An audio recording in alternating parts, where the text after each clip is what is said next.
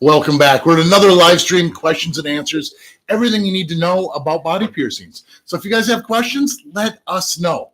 My name's Scott Wilkinson. I've been piercing since 1994, so I've been at this for a while, and I've got some knowledge up here. And also joining us today, we have Kelsey, my other piercer at Piercing Vegas here in Las Vegas. And of course, you all know Jared, who is going to be asking all of our questions here today. So I'm good. So when you ask questions in chat, I'm going to ask Kelsey and Scott. We're going to get their professional piercers' opinions. Mm-hmm. The more specific you are, the better we can do. You know what I mean? Something just like my nose hurts is going to get a less specific answer than something super specific like I caught a towel on it. What do I do? So first up, we have some of our regulars in here. Kate says, hey. Emily Sakuma says, hi, Scott and Jared. Can Scott talk about his branding he got and the aftercare that takes? That's actually a super interesting question. Is it similar to piercing aftercare?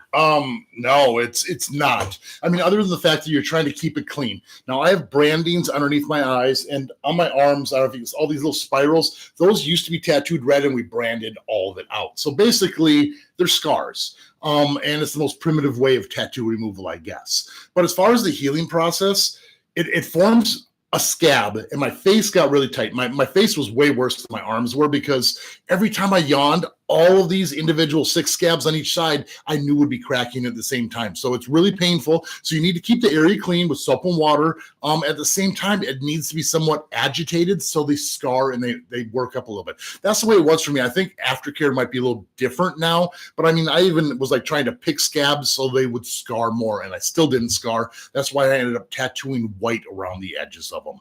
It was kind of the same thing with the tattoos on my sleeve. You know, they were tattooed there, and then like big scabs. Those were a little rougher to get off, but I hate saying it, but you wash your hands and pick your scabs. That's what I did, and I still didn't even scar that much. Do you have any experience with scarification at all? So I do have some experience with scarification. I actually have a couple of solar brands, very small, right here in between each one of my little flower tattoos. I had those done by an artist named Nico Bonzini. Not 100% sure if he's still doing solar branding, but that was a really fun and super cool experience. How is solar branding different? Solar branding was different because it's done with a glass orb, and it basically absorbs the sun and the heat, then it reflects off of it, and that's what is used to brand it. So it's not like a hot tool, it's literally the sun reflecting through the glass orb, which is pretty neat. I used to do that with like magnifying glass. Yeah. Leaves and stuff. So how long does it take to get one dot burned in? For one dot, basically what he did was he just lined up with the sun, held it against there, and then made the dot smaller, and it really only took about 5 to 10 seconds. Quick. Super quick. Mm-hmm. Not extremely painful. It felt kind of like a bee sting, so not too crazy. Interesting. Yeah. How was the healing? Healing was super easy. I definitely had just little tiny scabs. Once those fell off, then it was just kind of pink underneath, and yeah, the only one that I have raised is this one in my arm. All the other ones just look like little white dots. Interesting. Cool. Very cool. Different parts of the skin heal different. That's an interesting question. Good one. Mm-hmm. Astrid Posey asks, hey, Scott, will you ever talk about T-Rex bites or whatever an upper lip spider bite would be called? Yeah, I mean, T-Rex is when you have the 2 upper and the 2 lower. Or is that shark? No. Oh, yeah. Canine is when you have the double, 1 on each side. Okay. And then T-Rex, I think, is the double. And canine is 2 on each double spider bites. I get so confused with all the bites. It gets really confusing. We'll look at that. If we've missed one, we'll get that. Yeah, I thought I got most of the bites there. But yeah, if we haven't done the T-Rex, that's the 2 upper and the 2 lower. That's a lot of piercings. That's 8 piercings. I would probably do that in probably like 3 sittings, maybe even 4 sittings. Kind of spread it out a little bit. Kim Medical ASMR says, hi, everyone. Lady Lioness says, hello, Scott and Jared. Chelsea Smith says, hello. Hello from Becky C. James the Piercer says, hey, y'all, from Texas. I believe you know James. Yes, we pierced him not too long ago. Hope those are doing well for you, buddy. And we just received 2 super chats from Lady Lioness. That's super awesome. Much appreciated. Thank you. We appreciate that. Let's see if we can have a question here associated with it. If not, you're just great. Thank you. Yeah. Speaking of like those super chats, if you guys want to jump to the head of the line, you do the super chat and we'll ask that question next in line. Otherwise, you just got to get to the end of the list there. So, and we may be a little slower today because we know we have Kelsey here and we're going back and forth, but that just means more info for everyone. Yeah. Kelsey's our other piercer here at Piercing Vegas in Las Vegas. So if you come to Piercing Vegas, it's either her or myself you're getting pierced by. Question here from Ghosty. Ghosty wants to know, I want snake bites, but I have braces. Will that be a problem? Yeah. Yeah, it definitely can be. One, your orthodontist is not going to appreciate that very much because you're definitely putting a lot of money into fixing your teeth. Well, not so much fixing your teeth, but just making your teeth a lot straighter. I would say wait until you're done. But even then, you've already put so much into making your teeth so nice and straight that. And chances are you have to wear a retainer after too, Mm-hmm. on top of that, Exactly. which can get in the way. So there's several things that could. Exactly. Yeah. The jewelry can definitely get caught inside of the brackets, in the wiring. So I would advise against it. Yep, me for too. Sure. Actually, Lady Linus did ask a question. How do I know if I have the right anatomy for a Medusa? So first up, what is a Medusa? So the Medusa would be right here. It's what we would call a philtrum. In terms of piercing skill. So it's the center of the upper lip. I've had mine about 9 years. As far as anatomy goes, we usually check for most importantly, the webbing that attaches your upper lip to your gum line and make sure that it's not too pronounced. That way it doesn't get in the way. But there are sometimes ways around it. But I mean, it can definitely rest a little bit crooked if we do pierce it on either side. But once the jewelry is nice and snugged up, it will more than likely sit a little bit flat. So, and you can always go smaller discs in the future, but like that disc on the inside, if it cuts against the web, it's terribly uncomfortable. So that's what you're looking out for. Otherwise, most everyone should be able to get it. Yes. And thank you again for the super chat, Lady Lioness. Yeah, much appreciated. Yeah. Ruru says, nice to see you guys again. Kate says, hey guys, would you recommend getting nipple piercings 2 months before summer? I would. I mean, unless you plan on going swimming, I tell people it's an open wound for a minimum of a month, but it is an open wound sometimes a little bit longer. If you're going to lake, river, or ocean, there's the risk of a staph infection. Now, you can always wear Tegaderm patches, put like little waterproof Band-Aids over the top to protect it, but you'd have to do that all the time. But otherwise, yeah, no problem. Pretty good.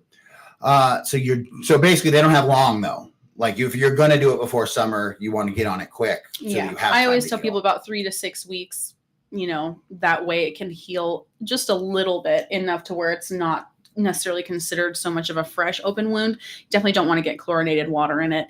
You definitely don't want to get lake or, ocean water or anything in the piercing. So Excellent. Yeah. Got to protect that piercing. Monica Ewa Peterson says, hey, Scott and Jared, have a nice live stream with us. Thank you. Glad you're here. Meantime, asking the important ones, are there any piercings that help you do backflips? If you pierce the Achilles tendon, isn't that the one that helps you get extra spring? I have and do only proper- ever seen that done like twice. Don't ever pierce that. No, there's nothing that helps you with backflips. I mean, placebo effect really works. So, I mean, if you want to say the septum helps you do backflips, maybe. Believe it with all your heart. And Yeah. Jasmine Schwett says, hello from Germany. Hi, Jasmine. Hello. All the way from Germany. Thea wants to know, as professional piercers, which piercing is hardest to perform? So what would you say, Scott? What's the most difficult piercing? What do you dread to see on the schedule? Just the other day, someone came in and they had a septum pierced that was pierced improperly and it was too low. It was through the cartilage. And a while ago, I told them, I'm like, oh, we can do a proper septum above it and we do the ring inside of the ring because that would just work. And that's how I started my day the other day. They came in like, yeah, we can do that second septum inside a septum. And I was like, I just started my coffee. That was difficult, but it turned out beautiful. What about you, Kelsey? So I'd probably have to say industrials nowadays. And it's so crazy because when I first started piercing, it was the one piercing that I would just nail every time. And now when I see it on my schedule, I'm like, okay, I just recently had to change how I hold my needle versus how I'm piercing, because for a little while they were not coming out to the best of what I would consider my ability. So Industrials only because it is, 2 separate piercings, 1 piece of jewelry. You have to make sure that the angles on those 2 piercings match up, because if they aren't matching and they're like this, you're then forcing those piercings, creating hypertrophic scarring, prolonged healing process, if it ever even heals. So you just have to be really cautious and careful of those. For real, They're very, very, very difficult. Just because you get the barbell in there doesn't mean like, oh, we did it, we're successful. Exactly. Like, no, you got to heal it, and if it's not done perfectly, that's why you see so many bumps on those. Yes. Yeah, they are tough to do right. Now, speaking of bumps, Savannah's question is, does everyone get a bump with a nostril piercing? Like, is it unavoidable? It is unavoidable. Yeah. It's a tough one because towels, shirts, things are going to get caught on there. You could be sleeping on it. But if it's pierced with proper jewelry, the proper angle, and you don't get it caught, it should not get a bump. But like I said, any one of those things can throw it off so easily. Mm-hmm. Yeah. I would say personally, in my opinion, majority of the time when it comes to a cartilage piercing, it is absolutely normal for these hypertrophic scarring bumps to appear. 7 times out of 10, I'd probably say a lot of times people do get them during the healing process. They will come and go as they please, but so long as you continue to keep them clean, leave them alone, and for the most part, dry heal them, they will eventually go away and stop coming around. So. Okay. So that was the question I was going to ask originally is, so 70%, you'd say 7 out of 10 do get some kind of bump? Yeah. I mean, a lot of people will come in and they'll be freaking out because they've got this bump. It is just a piercing bump. It's called hypertrophic scarring. It is not a keloid. Sometimes they can turn into a keloid from what I understand, which will then eventually need to be removed. But like I said, like 9 times out of 10, they eventually do just go away by themselves. Just part of the healing process. Exactly. It's an irritation bump. Get rid of the irritation and they go away. Yep. Exactly. Sis 2005 has had a helix piercing for a year now, but the past 2 days it's been blistering. Is this normal, and what can we do about it? What would cause a healed piercing that's been normal to suddenly act up like this and blister? Maybe you're going outside more. Did you get a little sunburnt and it really upset the piercing? Could be season change. Sometimes my piercings will act up. If I'm getting sick, my piercings sometimes act up. Mm-hmm. You just sleep on it really hard one night can be enough to mess it up a lot. Do you have anything to add to that? Maybe swimming or a change in your hair products. Yeah. Sometimes that can make a big difference. So many, like a number of different things can cause these irritation bumps, which is, I would probably say, what you have. Maybe blistering. I know that the hypertrophic scarring, it looks a little bit like a pink or reddish blister or bubble. That's what I was thinking. Is sometimes like the bump looks like it's got fluid in it. That's why they could be calling it a blister. Exactly. Yeah. Excellent. Sammy4421 says, hey, Scott and Jared, I mentioned to you I was getting my labret pierced a couple weeks ago, and it's been doing awesome and healing amazing. It's my favorite new piercing. Congratulations. I love hearing that. Love successful piercings. To anyone that is just getting here, our guest today is Kelsey. Who is Kelsey? Scott, talk about it. Kelsey's my other piercer. I'm really, really picky on who I bring into my shop and work with me. So I've known Kelsey for close to 10 years now, I think. She's a phenomenal person, super fun to be around, fantastic piercer. And the opportunity came up where she was able to come work in my shop. And how long have you been with me now? Has it been? Since, was it November or December? Yeah, somewhere around there. It's been a couple of months now. Yeah, it's been fantastic. So it's been so great. If you want to come get pierced by her, she's, you're there from? Tuesday through Friday. Tuesday through Friday. Yeah. 11 a.m. until 8:30 p.m. Yeah. Excellent. Yeah. Question from Chelsea Smith. I had my septum pierced 4 weeks ago, and it's very wonky. I have a deviated septum on one side, but it's healing well. Will it be okay to leave it or beat to remove? I'm thinking that autocorrect is messing with us here, but basically, what is your advice about a crooked piercing? Is it going to get better? Okay, so here's the deal. If you have a semi-crooked nose, deviated septum, sometimes we pierce at an angle so it's level to the face, kind of this direction, instead of straight level to your nose. And we try to adjust it so the ring will lay more in the middle of your lip necessarily instead of to the center of your nose, which could accentuate the deviated septum. So that's something to kind of consider, look into it and say, did they do this to compensate? Is it straight to my face, or is it just straight up crooked? If it's straight up crooked and it bothers you, I say take it out and start over. It shouldn't be that painful of a piercing, and it shouldn't take that long to heal up. So if it bothers you, just start over, because you'll be looking at it every day for the rest of your life. Mm-hmm. Yeah. Sometimes septums need to be pierced crooked in order to appear straight. At times, I've definitely done a fair share of just crooked piercings, because sometimes the septum has like an S shape to it.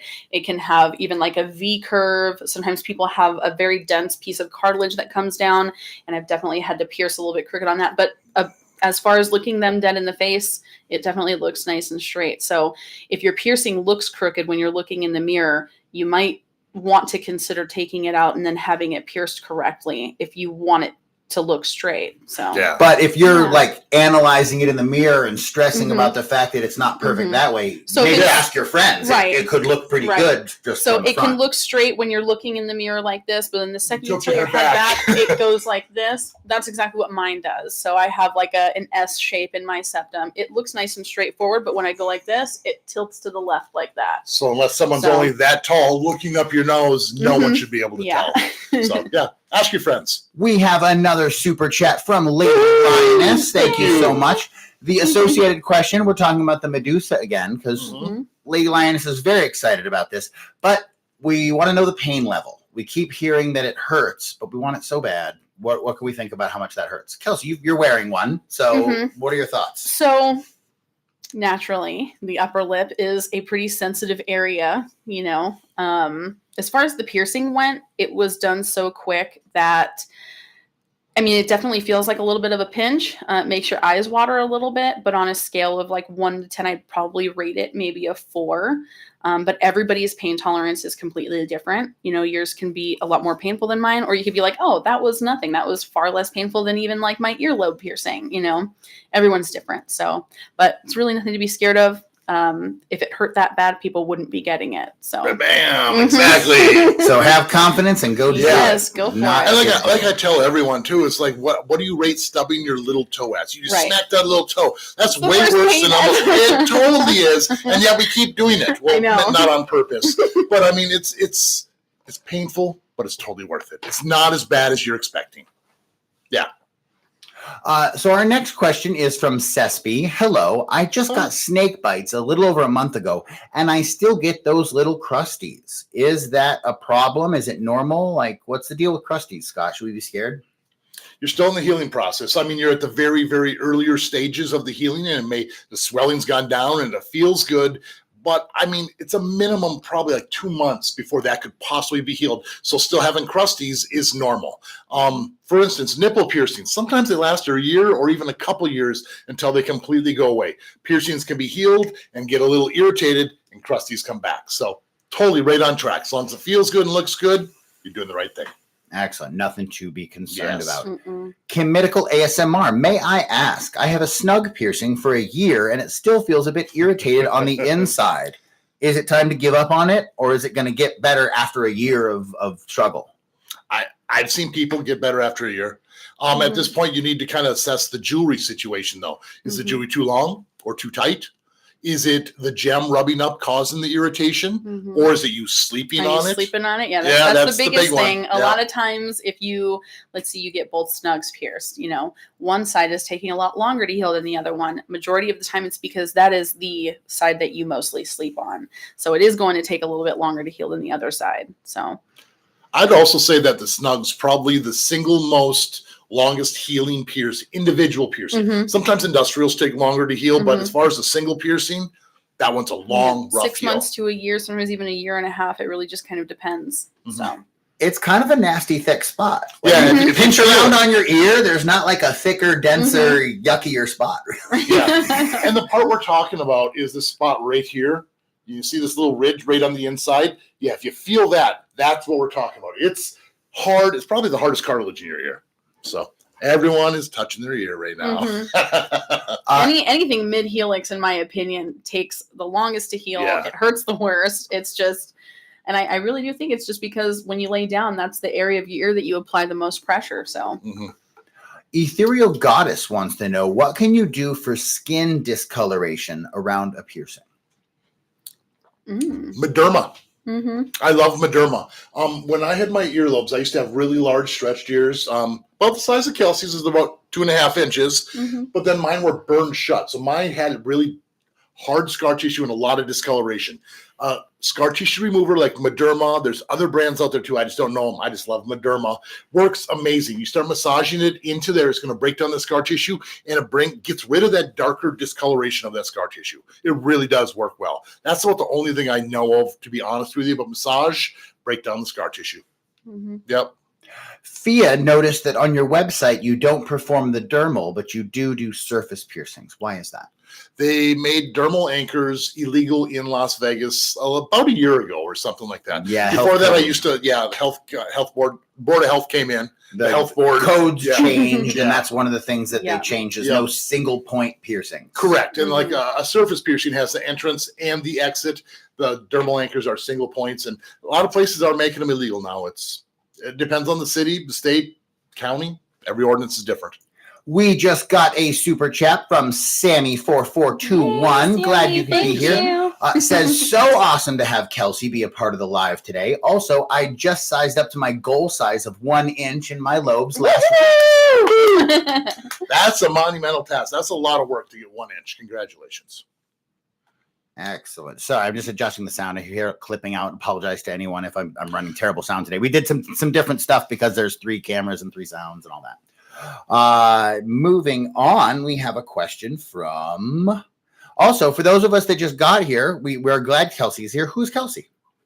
Kelsey, Hi. are you a piercer? I am a piercer. How long have you been piercing now? I have been piercing professionally in July, will be 8 years. Okay. I started my apprenticeship 2 years before that, so almost a decade now. Right on, right on.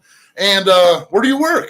I work at Piercing Vegas with Scott. Very cool. Yep. So when you make an appointment at Piercing Vegas, it will be with either Scott or Kelsey. She's phenomenal. You totally got to get pierced by her. Sarah Langford says, hey, everyone. Hi, Sarah. Mono Kumar says, what's up, guys? Hope y'all are having a great day. Super stoked for this episode. Milo says, yo. The NB Gift says, hey, Scott, I had my tongue pierced 2.5 weeks ago, and I have a huge ring of scar tissue under my tongue.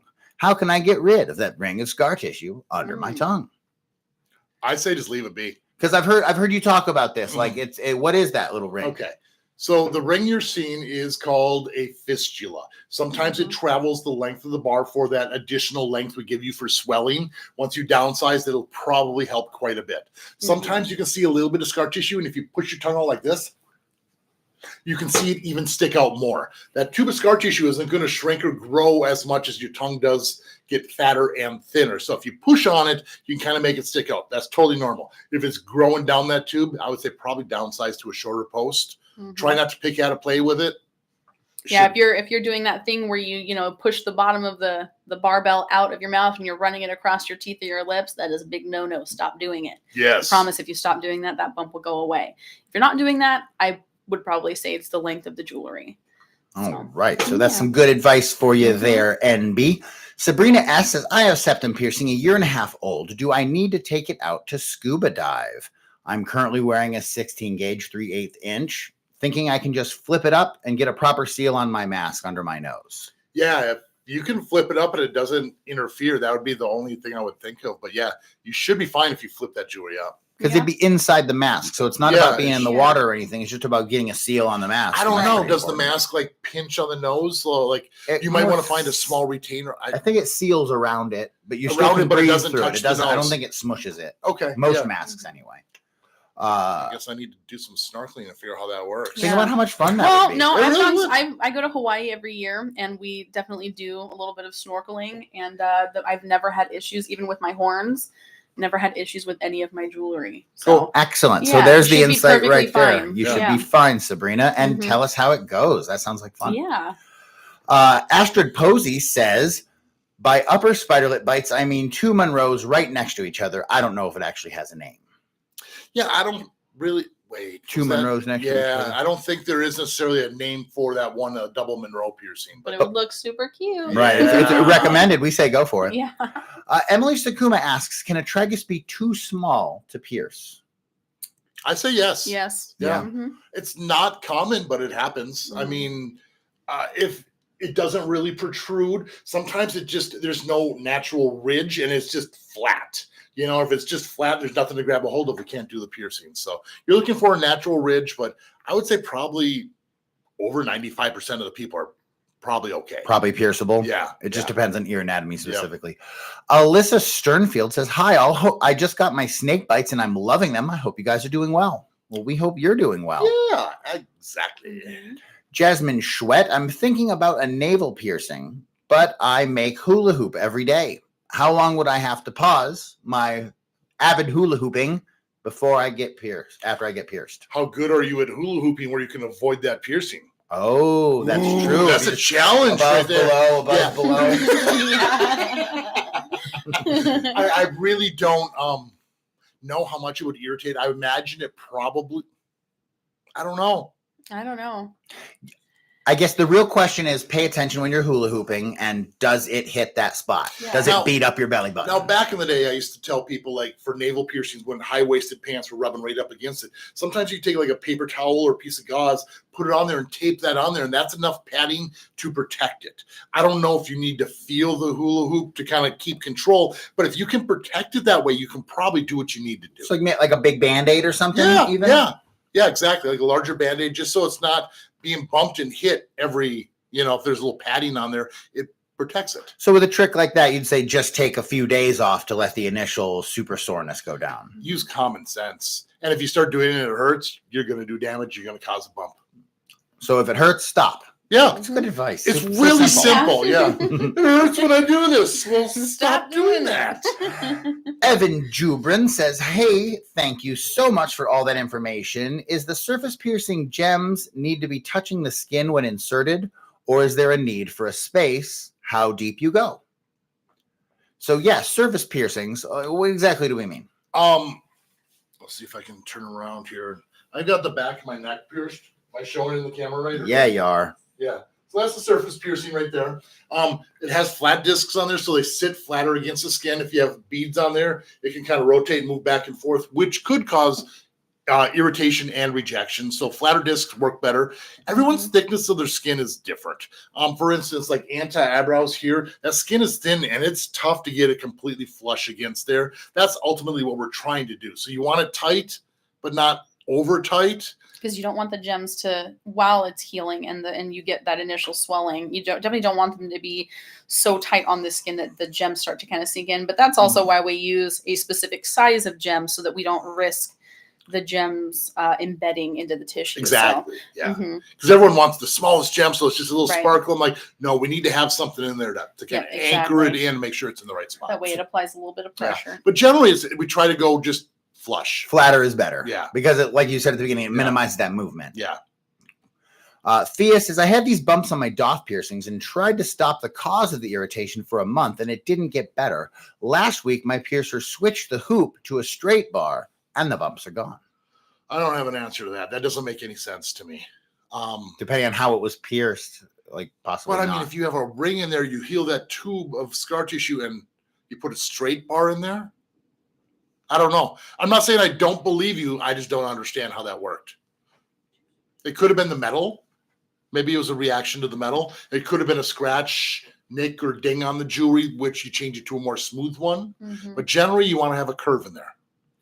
We got another super chat, actually two from Lady Lioness. Sorry for missing you for a second you, there. Lady Lioness. Our questions continue to be about Medusas. Our questions are, how long do we expect that Medusa to take to heal? So let's field that one first. Kelsey, you take this one? So, okay, question again. How long does it take to heal? Yeah. The Medusa for the philtrum? Anywhere between, 6 to 8 weeks to 4 to 6 months-ish. You're going to get majority of your swelling within the first 2 to 7 days, I want to say. Once that swelling starts to dissipate, you definitely want to start downsizing your jewelry. I will normally tell my clients within the first 2 to 4 weeks, you might want to come in for your first downsize, just to help keep the swelling from coming back. And that way you don't get any sort of irritation on the inside or the outside, because you will notice if you keep the jewelry super long, you might get that bump on the inside. So downsizing the jewelry is super important. Making sure you're keeping it clean, leaving it alone, about 6 to 8 weeks to 4 to 6 months. Yeah. And it's windows because everyone heals different. Everyone has a Exactly. different thickness of tissue, lifestyle, the foods they're eating, Exactly. and like we may say 2 to 4 weeks to downsize, but you could come in at 1 month and be like, it's red and irritated. You're not ready. So you got to kind of judge and weigh things out and figure out when the best time to downsize. Exactly. You start to see a lot of that post sticking out, or you catch it on your teeth. You might want to consider coming in for a downsize. But if it stays nice and snug, you're not having any issues with it, you should be fine until you really start to see more of that post. So. And a second super chat from Lady Lioness saying, how much does it cost to get a Medusa? So what's the ballpark on that? It's really hard to say. It depends on the shop you go to. I would say a quality shop's probably going to start at around $60 for the whole thing, all told. Starting at $60 for the piercing fee and the jewelry. You could spend more for basic titanium, good quality jewelry, probably between the $60 and $80 range. Now, if you start adding diamonds, gold, different fancier tops, you can spend whatever you want to spend, right? Basically, but basically, with the simplest jewelry, we could expect that at a lot of shops, maybe around the $50 or $60 range. Right. Yeah. All right. So hopefully that's helpful for you, Lady Lioness. Thank you so much for those super chats. We really appreciate it. Introduce to us who our guest is today, Scott. All right. Today we have a very special guest. This is Kelsey. Kelsey is our other piercer at Piercing Vegas. She's been working with us for a little under 6 months or 6 months-ish, somewhere around there. About 10 years in the industry. I've known her for almost those whole 10 years. When I first moved to Vegas, she's one of the first people I met. And now have the opportunity of working together. So she comes and works at my shop when I'm not there. So if you come in and get pierced at Piercing Vegas, it's either with me or Kelsey. I trust Kelsey. I can't wait to get pierced by her some more. She just did my nape. If you saw that earlier, it's sitting and healed perfectly. Yeah. Next, we're going to do the mantis piercings. Yes, we are. Mantis and hymen rose. And the hymen rose. Now we have plans. Yes. We have plans. So to clarify, there was a little more to Fia's question. So we had the doths that were acting up. Yeah. The piercer switched them to straight bars, which is not what you would necessarily recommend. But in Fia's case, this solved the problem. Yeah. So Fia's question is, so how come piercers don't just start with that straight bar or the curved bar if that's going to be better? It's a great question. This is a really good question. So realistically, being pierced, no matter what, you are being pierced at a straight angle. What we pierce you with is, the straight needle, but the bevel of the needle is straight. So you're being pierced at a straight angle. You're then putting something curved in it.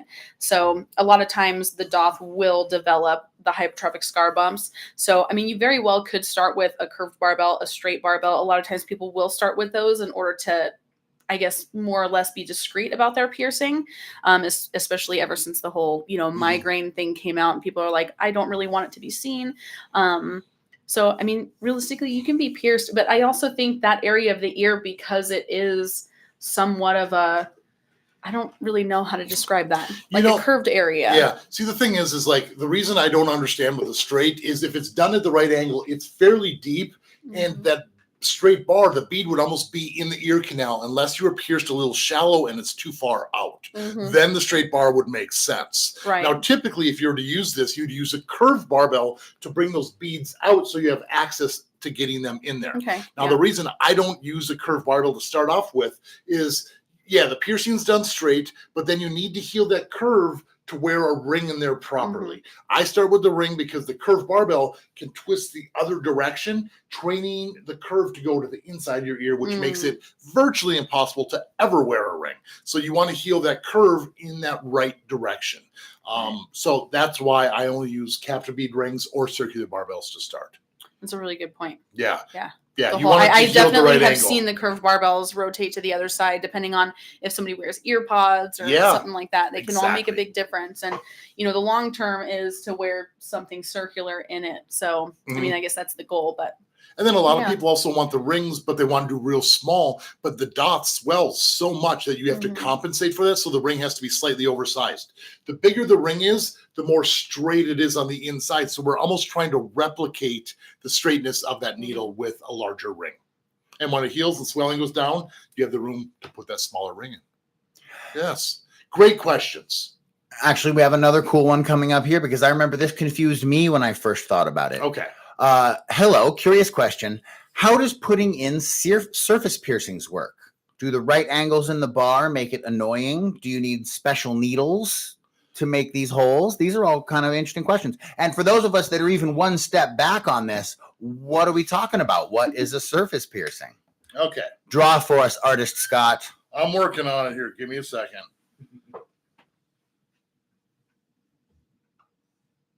Nice. Oh, that drew too far. So we go there.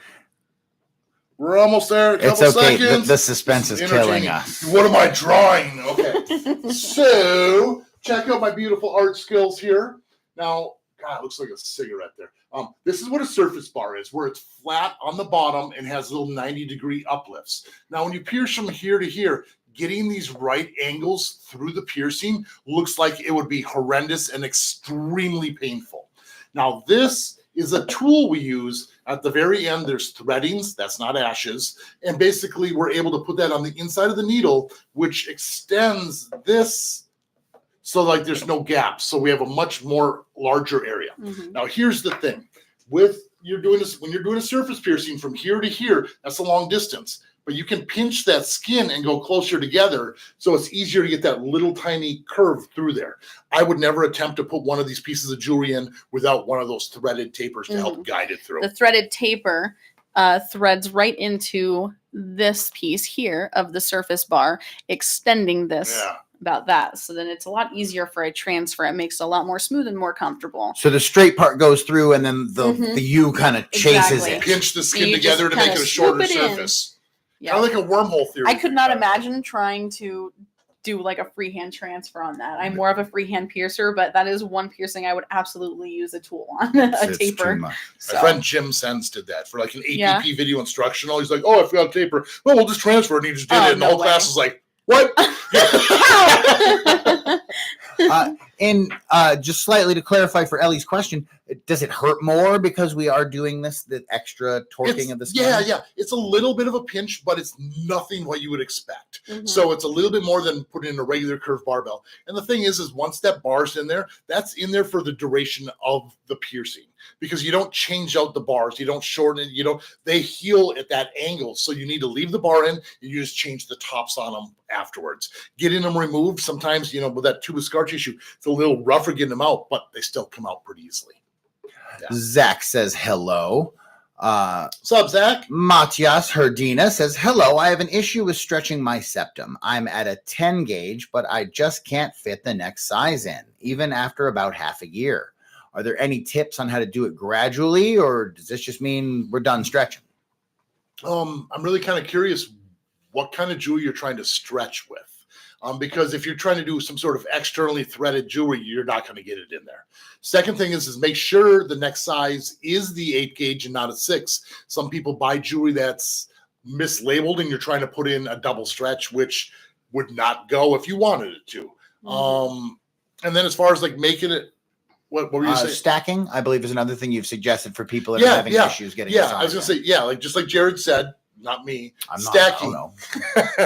He listens. He knows what's going on. I don't know here, stuff. I don't know what's happening. Stacking means Kelsey has stacked septum. Mm-hmm. You see how there's multiple pieces of jewelry in there? I don't know if we can. That is one single piercing, but I have 3 separate pieces of jewelry. I did have it stretched to a 12, but at this point, after stacking however many in, I'm pretty sure I can put like a 8, 10 or an 8. Yeah. So and that's less uncomfortable, helps. Right? Like you just kind of put them in, and them just kind of jangling together. You feel a little bit of like a weird itchy stingy feeling, but then it goes away after a couple of days, and you just keep stacking and stacking and stacking. So it might be easier if you downsized and did like a couple 16 gauge or a couple 18s instead of doing a 10 and trying to force something else in there with it.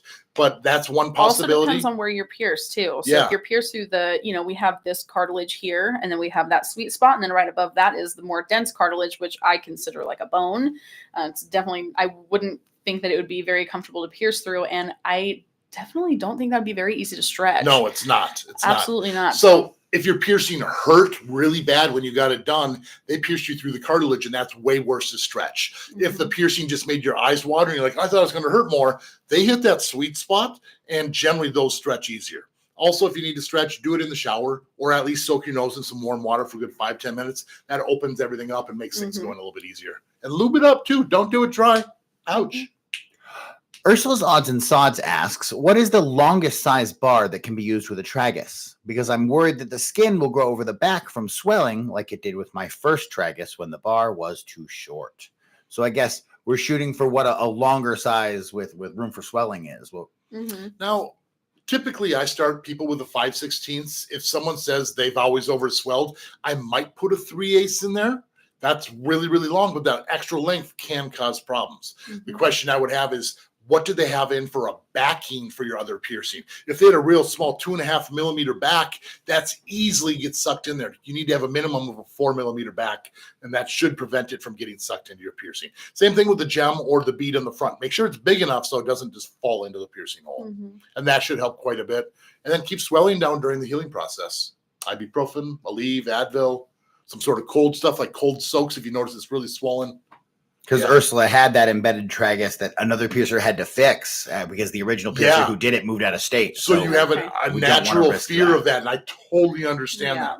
But if you go to a quality piercer, we'll put a large enough bead, large enough disc, and plenty of room for swelling, and everything should work out right. And the second you think you're having that problem, call your piercer. Start to deal with it immediately. Yeah, exactly.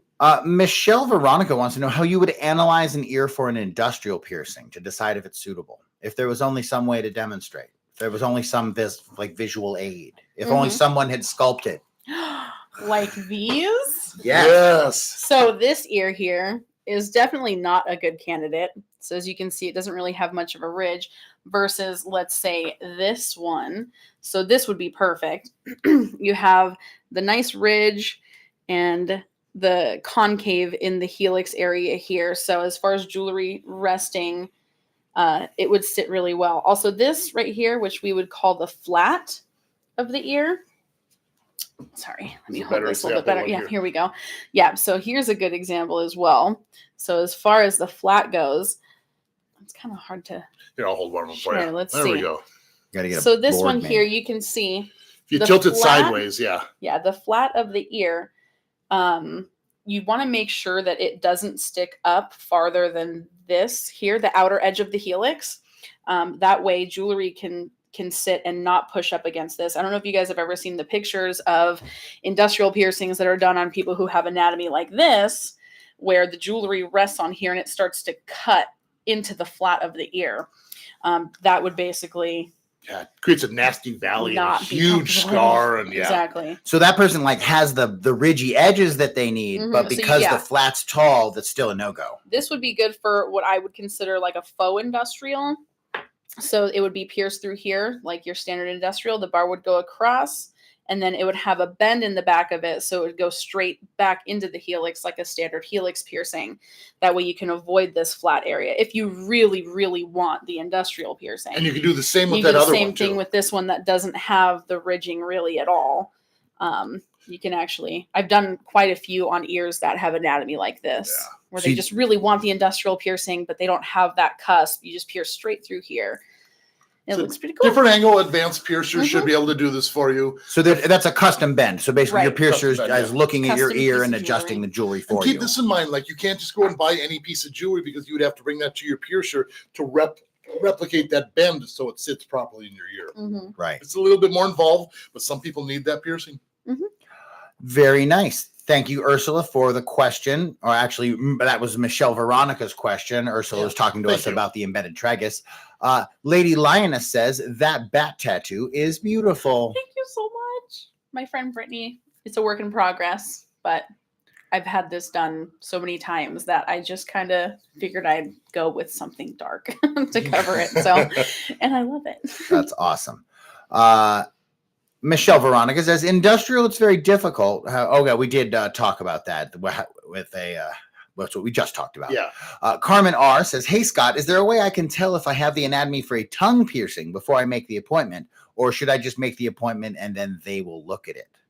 That's generally the best thing. I mean, some people are obviously really tongue-tied. If your tongue can't come out past your lips, you're not pierceable. There's this web on the underside.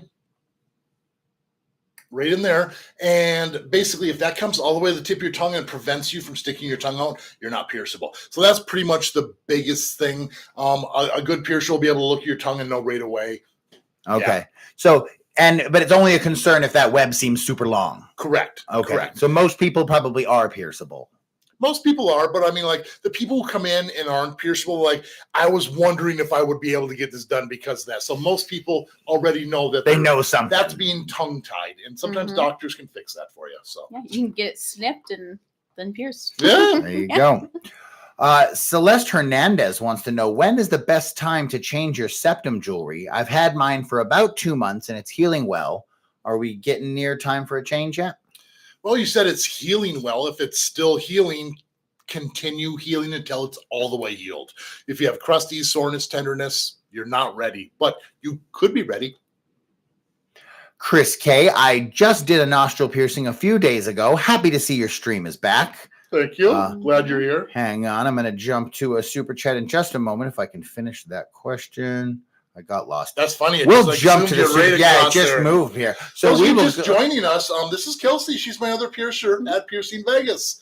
So she's our special guest here today. This is the first time we've kind of had like 3 people on this chat. It's true. Everyone at home knows I'm doing a terrible job with the cameras. It's too much. There's been a couple times I'm talking and the picture's on Kelsey and vice versa. I was almost ready to start moving my lips to kind of lip sync. I wish you had. It would have helped. I was really tempted. We got a super chat from Sammy4421. Thank you so much, Sammy. Sammy says, love your bat chest piece. I have a bat chest piece as well, and it's Very difficult. cool. You guys can't see it on the monitor, but there you can see in the little monitor. Very cool. Thank you so much, Sammy. Let's get back to our question while we talk about piercings, right? You have anything to say, Scott? While I look for I was just thinking like bat chest pieces. I kind of do too, but I got dragonflies. But I think bats eat dragonflies, so that's not good for me. Chelsea Smith, another question. Do bridge piercings always grow out? No. Not always. No. People, I mean, it is one of those piercings you definitely have to have the anatomy for. As long as the bridge, the bone bridge of your nose doesn't really stick out too much here and you have some of the meatiness, a lot of times you're a pretty good candidate for it. If you've ever seen one grow out, it's one, they might have been pierced too deep, but mostly because they probably didn't have the anatomy for it. So I think mine's over 15 years old. Yeah. Okay. And it's in there. But I believe you've also told me that you had several that didn't take. Correct. That, like, would have worked their way out had you not. Correct. But they were also done shallow and weren't done properly. And yeah. And mine also healed better because I did mine at a 12 gauge. I don't know. Like the more I'm doing these bridge piercings, I'm finding that the larger gauger ones really hang on better. 12 is my favorite size to pierce people at. Most people want 14. If you don't have the anatomy, support at 12. But yeah, it's also going to leave a bigger scar. Our next question is half comment. It's from Alex Gorham. Alex says, hey, Kelsey, you pierced my nostril in January and it's healing great. Yay. I have 2 questions. Okay. Is there a reason you pierce from the inside out freehand? Listen to him get technical. I know. I love these. And should I wait 1 year plus to try to wear a nostril chain? So as far as the healing process goes, I definitely do recommend waiting until the piercing is 100% fully healed before really switching it out. As far as the chain goes, I feel like you can put the chain on them once they're close to the end of the healing process. You definitely want to make sure that it's not too tight. That way it's not pulling the piercing in any which direction other than where it naturally wants to sit. It's definitely something that we would maybe have to take a look at. So whenever you're ready to come in, I can definitely take a look and see how well it's healing, see if maybe we can switch it out to, something. But it might be less than that full year. Yeah, it might be less than that full year, about 6 months to a year, realistically. I mean, you're keeping the straight post in. I really don't see a problem with putting a chain in almost, not immediately, but giving it some time to heal.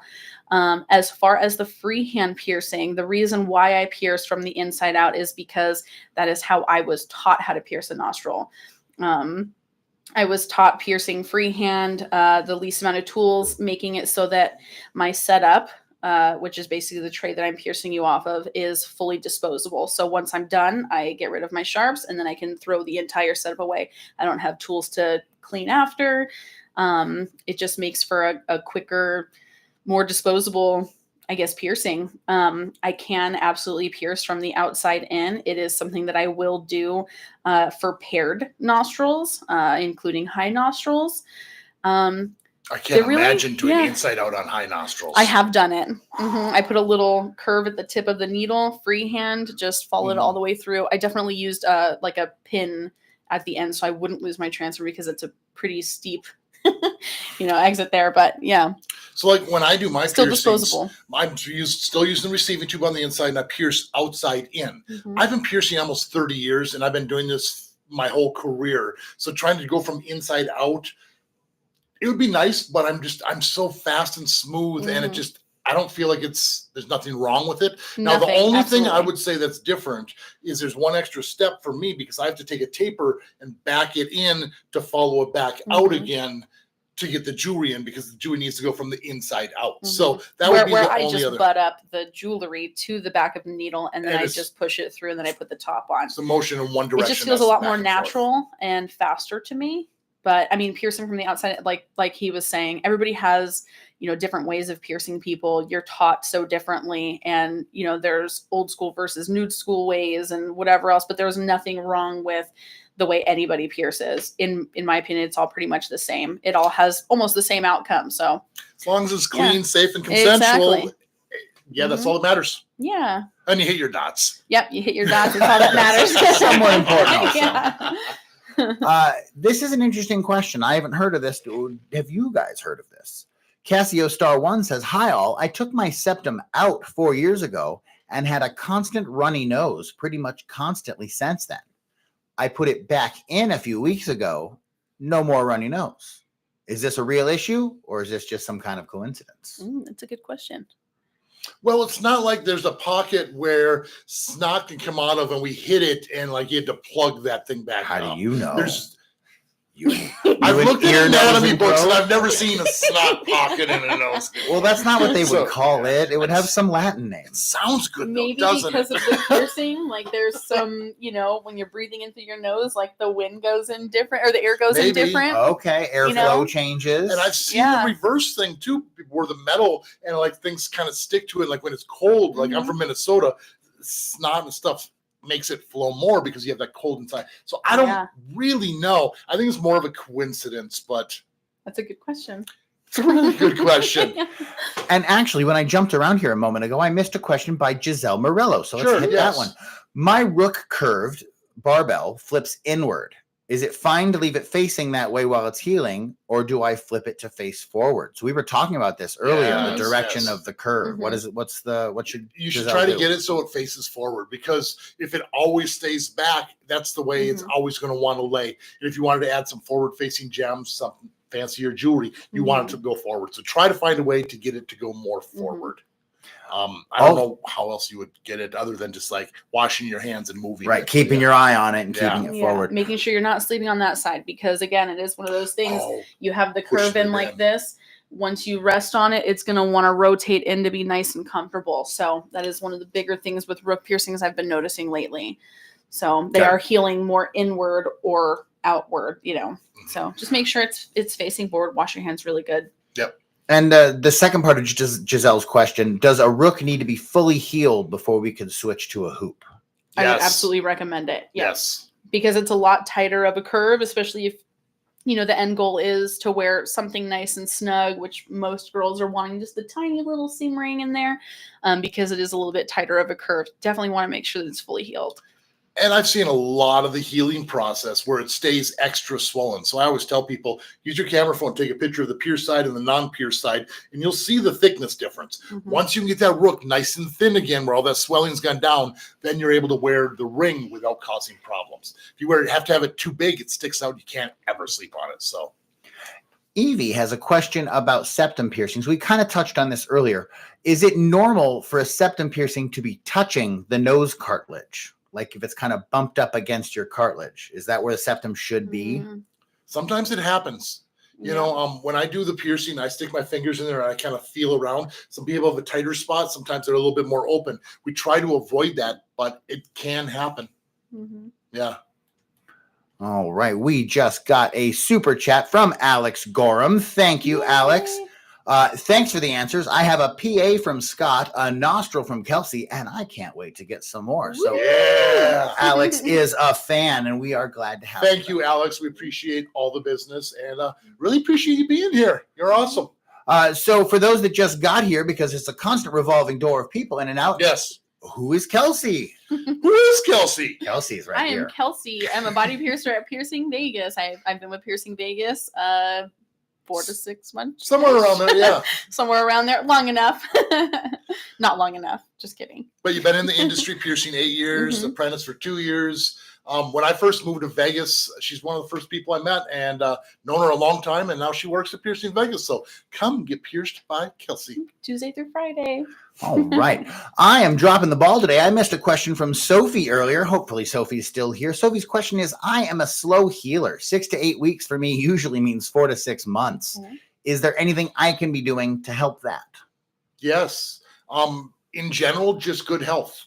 Eat healthier, proper amount of sleep. Stay hydrated. That's a good one. Stress-free.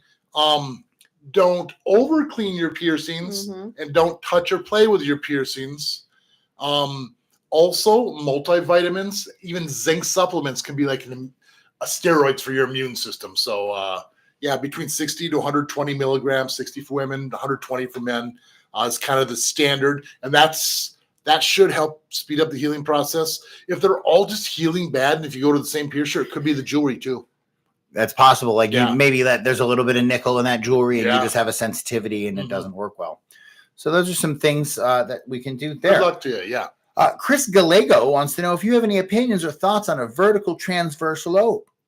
There's a lot of info out there about traditional transverse lobes, but not so much about vertical transverse lobes. Now, what are we talking about? Where would it exit? Okay. That's a good question. I've actually never seen one. I had one done. Okay. Yeah. So straight up, like out through the antitragus? Yeah, basically it would. So normally you're going side to side across the earlobe if there's enough lobe. Transverse, it's side to side instead of straight in. Now a vertical means it comes out here and normally comes out the antitragus, almost the conch area. You kind of have to have enough lobe to kind of do this. Now, the weirdest thing that ever happened to me with piercings was with this piercing.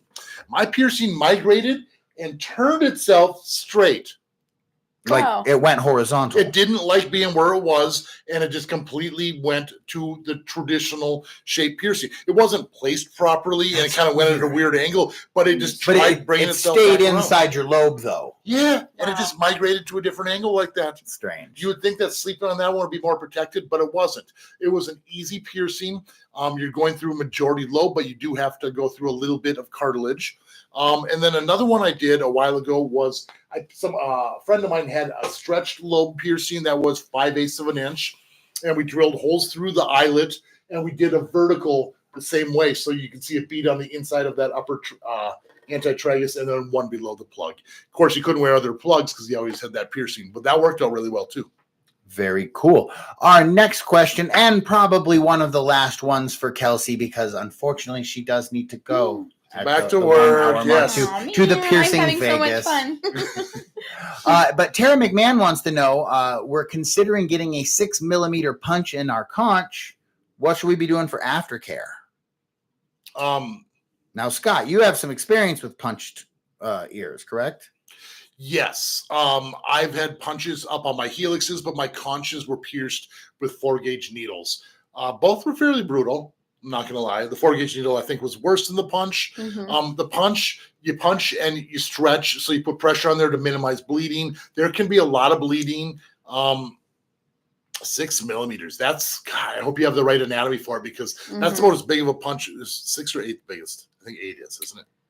So 6 is a 0, or is it a 2? 6 and 8 millimeter. I don't remember. Anyways, big. Anyways, aftercare, make sure you get pierced with probably a glass plug, one that's extra long, so you have room for swelling, because you will. the wound wash spray and don't touch it or mess with it. And let's give one last question because Bancake Yeah. says, "Hey, Scott and Kelsey, I had an industrial, but it became really problematic and had an irritation bump all the time. I retired it 3 months ago and I still have the bump or bubble. Is that normal? What can we do?" So I was talking about this one earlier. That may actually be a keloid, which is everyone's biggest fear when it comes to the hypertrophic scarring or the, what they would consider the piercing bump. There are the differences. Hypertrophic scarring goes away after a while. The keloid will stay until you get it, surgically removed by like a dermatologist or somebody. Has it gone down a little bit? I mean, if it was 3 months ago, but the bump is still there, it more than likely is a keloid. So you're gonna have to really work on getting this some sort of edematous scar tissue. Mm-hmm. You can massage it and break it down, and sometimes it takes a long time because like if it's been in that shape for a long time, that scar tissue is built up over time, and you need to kind of break it back down. So scar tissue remover can help. Sometimes it does need to be medically removed from a medical professional too. Mm-hmm. So yeah, but 3 months isn't that long. Keep massaging it. Give it some more time. The Mederma is my favorite. Yeah. Yep. Mederma is really good. Yep. Excellent. Unfortunately, we all have to say goodbye to Kelsey. She must go, but we will be staying for another hour so that the live stream's not over. Don't leave yet. But we are going to drop away for about 60 seconds so we can do some studio stuff real quick, studio magic. Magic. We will be right back. Thanks for being here, Kelsey. Thank you. Thanks for having me. I had so much fun.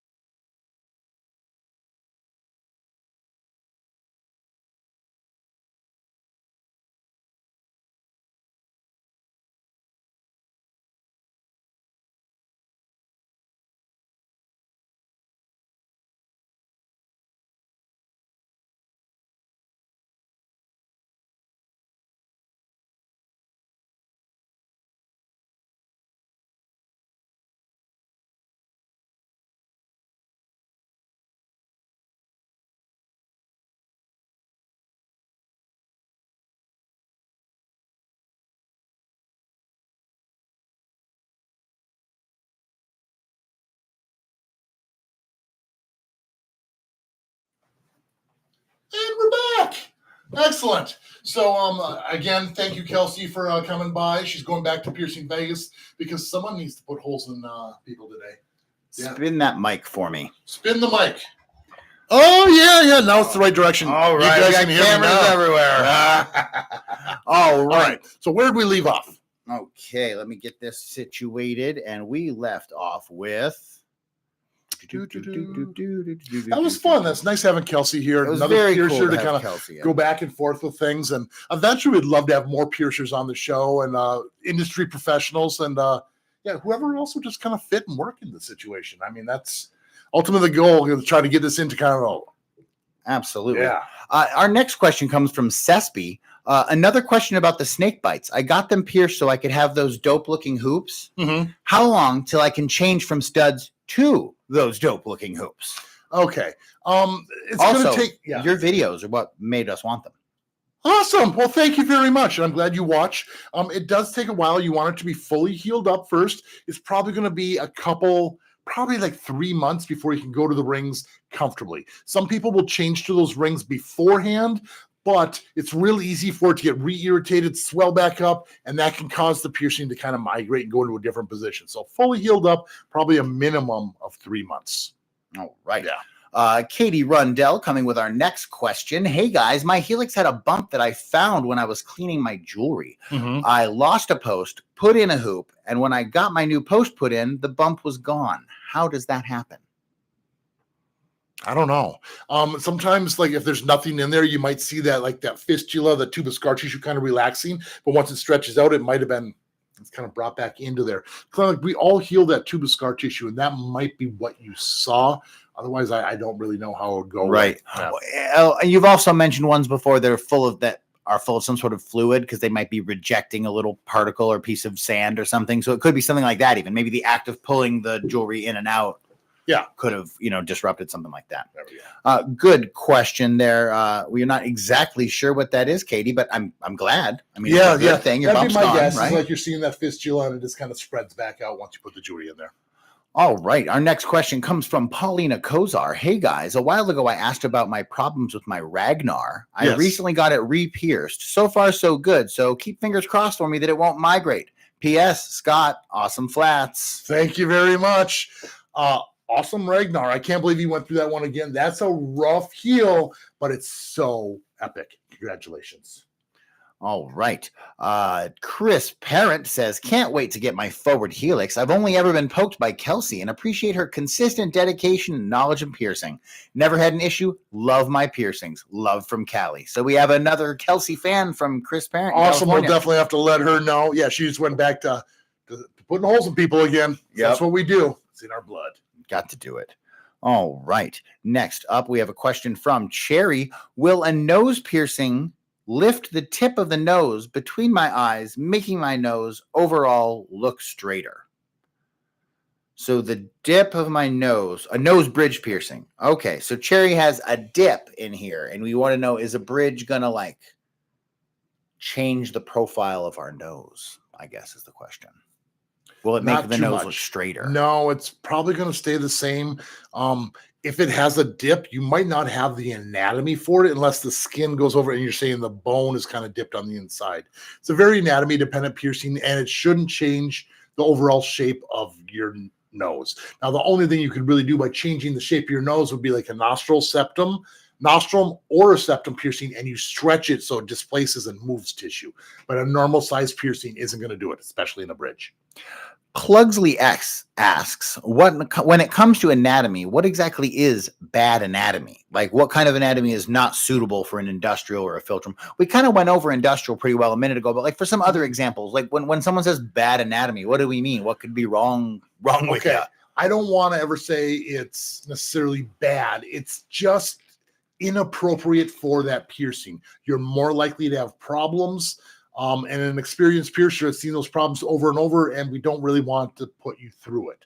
For instance, a tongue piercing. If your tongue web goes all the way to the tip of your tongue, yeah, I can get a barbell in there, but that bead's going to rub up against that tongue web, which is going to cause an erosion, a hole to wear through there. It's going to be raw the whole time, and it's just not going to be comfortable or work out. So that's bad anatomy or inappropriate anatomy. If you're doing the industrial, like we said, like this inner part here stands out too much, and you're going to cause an indent or the bar going in there and it's not going to allow it to heal, that won't work. Nipple piercing. Some people have extreme inverted nipples where the nipple can't even protrude out the body. I can't scoop into the chest to get to that nipple. So if it doesn't come out, I can't pierce you. Inappropriate anatomy. So those are a couple examples for you. I think that does help because it's people don't understand. That helps us understand what you mean by that. A belly button. If it's all outy and you don't have any, you can't pierce the actual belly button. It has to be the ridge of skin. If there's no ridge of skin, you can't pierce it. Navels are a perfect example because it's not even about weight, or it's the exact shape of your particular navel. And some people are eligible and some people aren't. I was surprised by that. Of course, the compliments start rolling in right after she leaves. But Lil Short Stack 420 says, I got pierced by Kelsey about 4 years ago, and it was one of the sweetest experiences ever. She is literally the sweetest thing ever. And she had her baby with her, and it was the cutest experience. That is so awesome. Yeah. Keep those comments coming in. I'm sure she's going to be watching this later. And that's why she's at the shop. We love Kelsey. The NB Gix says, thank you so much. You're very welcome. Ursula's Odds and Sods wants to know, is there any particular reason that many studios charge a lot more for genital piercings rather than other types of piercings? Is it related to the more specialized training needed to do them? A little bit. I mean, they're a little bit more complex. There's a little bit more risk involved. You have to know what you're doing, so there's more training. I would say the big part of it is a lot of times they're larger gauge needles, which cost us quite a bit more in supplies and stuff. So it's just a little bit more involved. it seems like it's more of a rarity among piercers that not everyone can do those genital piercings. It takes like a pro. So just supply and demand. Correct. If there's 10 shops in town and only 2 of those shops can do a particular piercing, Correct. it kind of makes sense they're going to have to, or not have to, but that it will get charged more for in those places. That's just the way it works in general. If there's more of a demand, if there's more cost involved for that, and it's also a fairly personal thing. Does that have anything to do with it? That it's like, if I'm only touching your ear versus in a genital piercing, I'm sure like sights and sounds and smells. It's a much more personal thing going on. Maybe that's part of it. Now, I will say the one part I don't like is when people say, "Oh, we're charging a $200 extra fee for handling fees or something like that," for people who are going to just be like, weird, like weird about. I'm not gay. I'm not doing that. There's those people out there. That sucks. Okay. That's not what it's about. It's about the cost of the supplies, the training, right. Yeah, that makes perfect sense. Yep. All right. I haven't heard that in a long time. I'm glad most of that's gone away. Right. That is good. It's a $200 handling fee because I don't want to have to. Was that the joke? Is that what guys would say? Like handling fee? That's put on a funny sign, throw it behind the counter. These guys. Our next question comes from Will Jones. Will wants to know, would having braces affect the amount of piercings I can have healing at once?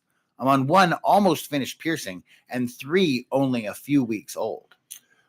It's a great question, Will, but no, because your braces. I don't know. They are moving your teeth. Your immune system. But are system. you really healing, or is it just kind of adjusting? Because there's no. They healing. hurt. Is there healing involved though? Yeah, I would say so. Because when you put braces on, they hurt. So if there's damage done that hurts, your body now has to repair that damage by whatever. The one side is compressed, the other side is loosened. Your cells need to move. Will. That's a great question. Well, I'm really impressed by that one because, I will turn people away if you've had a major operation, you're trying to heal a bone. Like introducing more healing stuff is a bad idea when you have something major going on in your body. Braces are also so slow, though. Yes, it's technically healing, but it's really slow.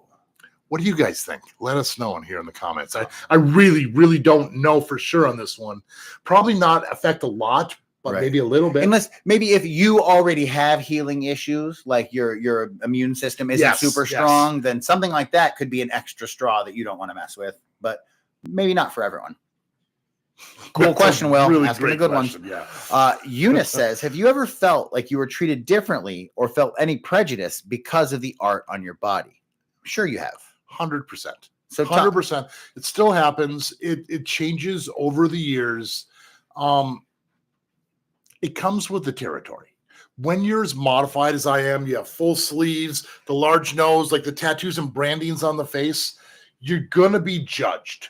But the way I like it and the way I look at it is if someone doesn't like it and they're going to be negatively judged right away, cool. I know who you are right away and I'll just won't befriend you. Pretty simple.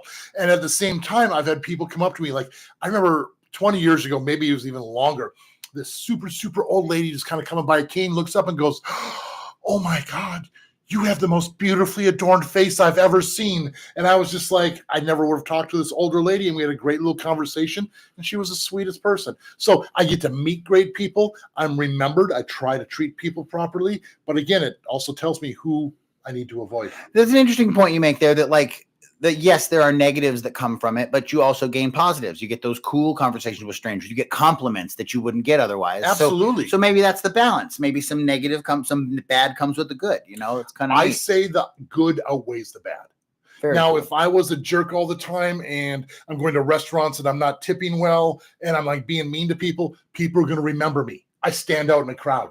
So you kind of have to put out a good persona, a good aura. Because in order to have this. But if I'm walking around like this all the time and don't talk to me, I don't want to talk to you. Well, don't look like this then. I think that's really cool. I think that's a super mature because I think some people might have an attitude of don't have any judgment of me whatsoever. No matter what I do, you don't even get to have an opinion. And so it's interesting that you're kind of taking into account that people will have an opinion and just how are you going to live your life and deal with that. I can't tell you how many times I've been pulled over by the police back in like the 90s. They look in the car and they saw my huge lobes and like, I just get pulled over. They look in the car, I get pulled over and it's like, here we go again, and it's like, as time's gone on, it's more and more socially accepted. And now it's like, they might pull over and say, "Hey, I saw you on YouTube."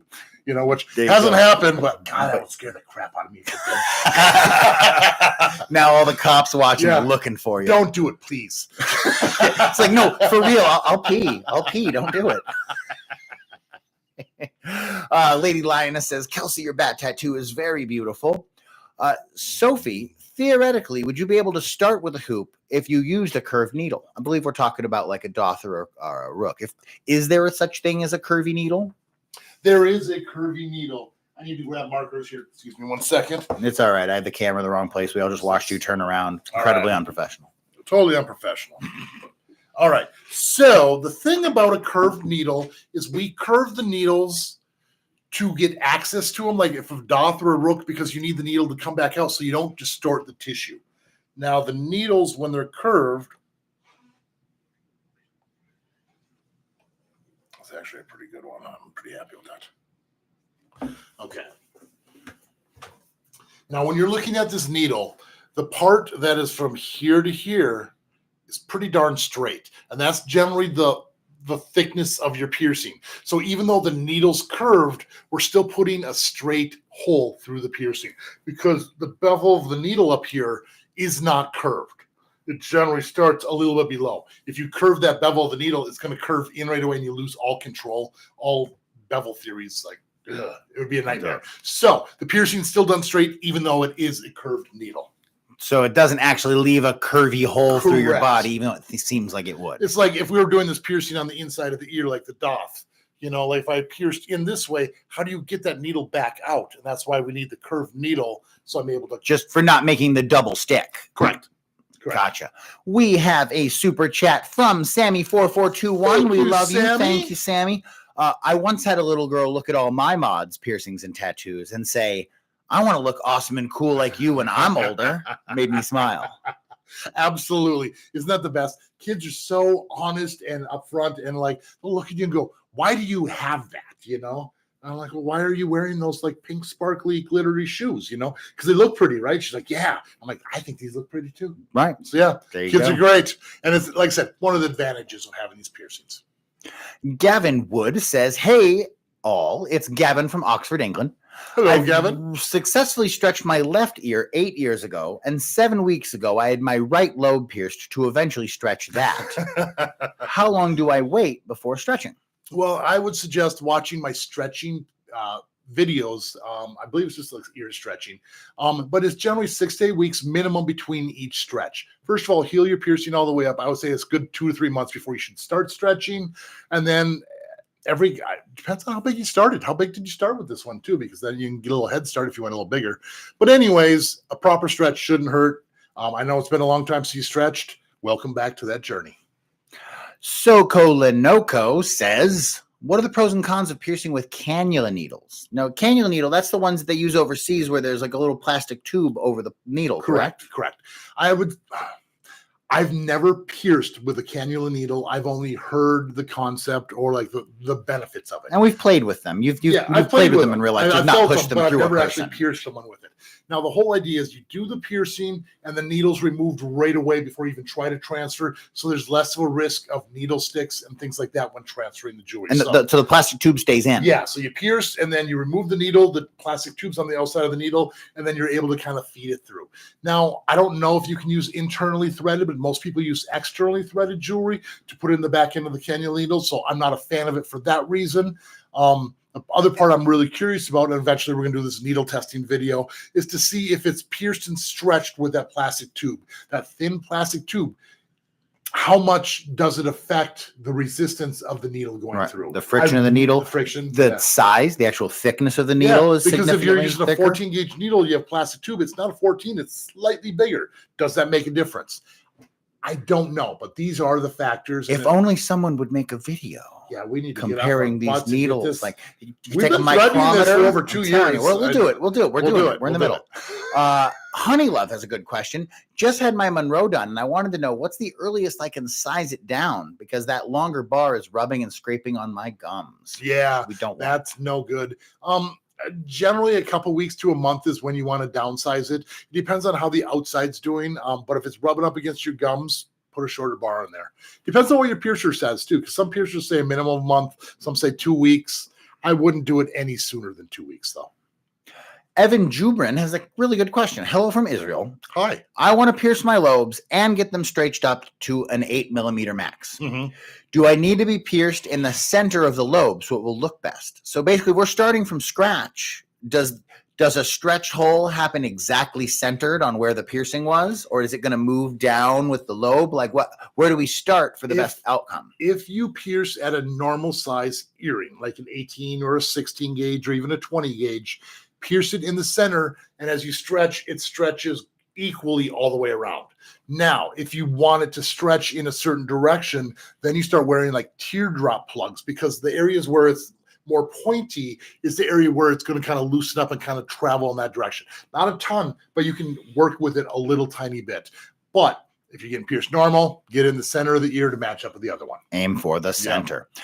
Will Jones asks, if you have a curvy ear, but an industrial bar could fit comfortably along the ear, if I could get the piercing done, then the bumps would appear. Could they be too intense to get rid of?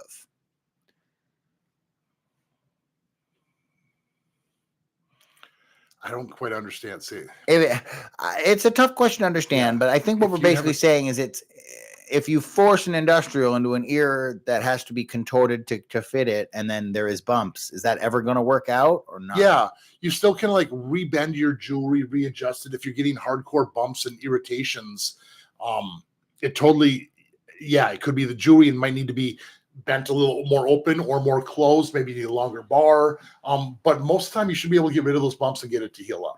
But say, for example, we have completely inappropriate anatomy though, and someone put one in anyway, and we have bad bumps. Is that going to eventually get better, or is it possible that it's not going to get better? You kind of have to pierce at the angles to fit the curved bar. If you got pierced with a straight bar and you're like, can I just put a little bend in this jewelry? Most of the time it's the wrong angle, and you're going to kind of change everything. So it kind of has to be that way initially.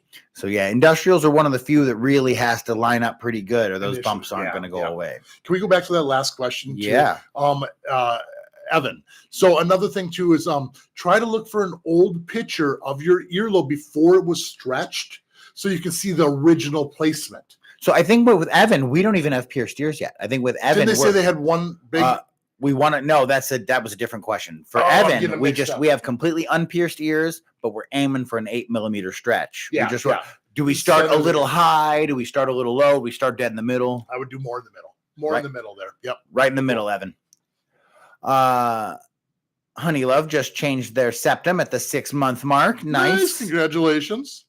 Upfrog wants to know, have you guys ever messed up a piercing or done it crooked, and what do you do in that situation? So are you a perfect human, Scott? Do you execute 100%? I've never messed up. Listen to this guy lie. You can see his face, can't you? Okay. So I have a curse, and that curse is I'm brutally honest. Most people will know they have a crooked piercing before they can even look in the mirror. I would rather break the news and have it come from my mouth to say, I messed up. I did a crooked piercing. And I said, I'll let you take a look in the mirror. You can kind of see what's going on. If it's one of the ones I can do right away, I'll offer them a discount or redo it right away. If it needs to close up and come back a week later, I'll do that. Yeah, nobody's perfect. I don't care who you think you are. Everyone gets an occasional crooked piercing, maybe missing a dot. Something doesn't work out right. But own up to your mistakes. We're all human. And honesty is the best policy. So how does that go down in that situation? I come in, I say, Scott, pierce my septum. You do it. And you're like, it's not straight. Yeah. Well, how does that unfold now? Okay, so you're laying down. I do the piercing. I slide the jewelry in. And I'm like, all right, before you get up and take a look, I'm going to be honest. I don't think it's very straight. We'll take a look when you're sitting up, but if it's not straight, we can totally redo it, and I can give you a discount on the piercing. Let's let you get up and take a look, and you'll see what I'm talking about. And then we'll get up, and I'll be like, I'm sorry. I said, I don't know how it happened. I said, I can get it straight the second time. And I just started trying to dig myself out of that hole. Now, how rare is this? Like, if this happens, does it mean you suck? Or is this something that we could expect to happen 10% of the time or 5% of the time, 1 out of 50? It depends on the piercing. Septums are the ones that they're generally crooked. Okay. Most other ones I'm fairly happy with. Maybe if I'm doing a crazy custom industrial, I have missed angles before. I'm like, I don't know what happened. I need to redo it. We redo it on the spot. That's pretty much it, though. I mean, septums are the ones because you can't really see where you're at. There's a couple of angles that has to be level this way, and it has to be level this way. And if it's crooked, it's obvious. You can just tell because it's right on your face in the middle. Yeah, yeah. So in those situations, you just own up to it and fix it. It's not that big a deal. Own up to it, fix it. As far as the septums go, I wish I could give you a percentage, but it's the upper 90% that are straight. But we do so many of them once in a while, you do get crooked, an occasional mistake, but the person ends up eventually having a straight septum though. You don't leave them dangle. They don't have to pay extra. They just get taken care of, right? Yes. Absolutely. Yes. Very cool. I'm sure he meant when Kelsey was here, but Will Jones says how many piercings are in that room right now? And quite a stack. Yeah. Quite a few. Weirdo W says, I massage my lobes every day with emu oil, but I occasionally still get dry skin that doesn't want to come off, usually in winter. Do you have any tips for preventing that or dealing with it when it does happen? Okay. Hopefully you're trying to get rid of scar tissue without wearing a piercing. If the piercing holes dry skin and emu oil, it can probably dry it off a little tiny bit. You're trying to break down that scar tissue, and I don't know, maybe it's swelling up a little bit from. I don't know. We aren't even talking about necessarily scar tissue. We might be, but we haven't specifically called that. We might be just applying the emu oil to deal with dry skin. Okay. I mean, I guess it would make sense if they were pierced lobes or stretched lobes, but we haven't said that specifically. I don't really know. I've never really had that problem because normally it moisturizes more than it dries it out. You find that the emu should help fix that problem. I don't really know. Yeah. Would you back off for a little bit and see if it's the emu oil? See if you're having a reaction to the problem. You never know. Exactly. It might be just. Yeah. Okay. Interesting. Up next, we have a question from Chelsea Smith. Thank you for answering my questions. I have a bridge piercing for a month now, and it's my favorite. I have absolutely no problems with it. It's my favorite. Bridge piercings are so awesome. When you get them to lay right and they look cool, I don't know. I'm symmetrical and balanced. I love bridges and septums. I love all piercings, but those are way up there. I've gotten myself a difficult job here. Renata Sacchiatano. I'm sorry. We apologize. Sorry, Renata. I really tried. That was a nice attempt, though. Thank you. I even made a fake accent. Yeah. How long is too long for a helix piercing to heal? I've had mine for over a year, still acting up. I'm starting to think it'll never heal. Kind of depends on what you got in there. So I've seen them take up to a year and a half to heal up. If you have a ring in there, maybe change it up, go to the stud. If the studs in there is too long or too short, maybe change that up. If it was healed up and you just like every once in a while you're getting a bump or something, it could be because you're sleeping on it. They take a long time to heal. Year and a half is generally where I kind of call it quits for myself. Here's a fun one. You might actually like this, Scott. Sure. Completely random, stupid question to start debate. Do you think Wolverine would be able to get a piercing with all that super healing? Or would it heal way too quickly? Would it reject? What happens when Wolverine gets a piercing? Can it even happen? Wasn't there something on that about him getting a tattoo where he could never technically get a tattoo? Or does he have a tattoo? I do not know. Because I think your body would push it out and you'd try to heal it too fast. So it'd be the same thing? You think you'd put an industrial in him and his body would just reject it like a bullet? I don't know. He holds the metal inside his, the adamantine on the inside of his. Why doesn't that just reject? But it's fused to his bone, so it can't. That's a good point. You can technically shoot him, so I could stab him. I could get the jewelry in, but with the healing proper. Final answer: yes or no? Can you get a piercing? Yes. Yes. Well, I think he should. You're charging him the $50 either way. Yeah. You tried. John Boy says, "Hey Scott, John Boy again. How's the bass playing coming along?" Pretty good. Pretty good. I have a new bass on orders. One of my dream basses is a Warmouth that should be here any day now. I've been waiting almost 4 months for it. That's exciting stuff. Cool. Yeah, going really well. Jared and I and Heather jammed last night. It was a lot of fun. Last night I played guitar. He did the bass, and last week I think we kind of reversed it. It's fun jamming again and making music. It's true. It's true. It's been a minute since I've got a chance. Yeah. First name, last name. Why is my nostril piercing always beet red? It's not infected or rejecting. How do I make it stop? Depends on your aftercare. What are you putting on there? Hopefully it's just a wound wash spray, because alcohol, peroxide, medical stuff like that will cause irritation. If you're catching a towel or a shirt on it on a regular basis, that'll do it. If you're sleeping on it every night, that'll do it. Makeup, things like that getting inside there, that could do it. If you're wearing a ring instead of a stud, that could do it. There's a lot of factors. Nostrils stay red and sore for a while, so kind of baby it, and hopefully you have the right jewelry and the right aftercare. CT says, "Hi, Scott. My Hi. piercings are not healing, and I think it's because of the jewelry. How can I change them safely?" Go to a piercer. If it's a newer piercing within a month or so, they can close within seconds, and you want to use some sort of a taper to kind of help transfer that jewelry in there. A piercer will have that stuff for you. If it's several months old, they're going to stay open long enough where you can take the old one out and put the new one right in there. Just make sure it's clean, lubricated, so the jewelry moves nice and freely. If they're really irritated, just go have a piercer do it. It's just going to save you a lot of trouble. You could cause more irritation changing it out yourself if it's that irritated. Bubs says, "Hey." Hey, Bubs. Koya Ikigai says, "Hey, Scott. I have a torn earlobe that got necrotic after I sized up to an inch almost 3 or 4 years ago now. What should I do about properly fixing the look of my 2 little skin dangly things?" That is beyond me because I'm a piercer, not a body modification artist. I don't really know if you went to a body mod artist who could like maybe cut the ends and reattach them. They might be kind of weak, depends on how thick it is, the blood supply in that area.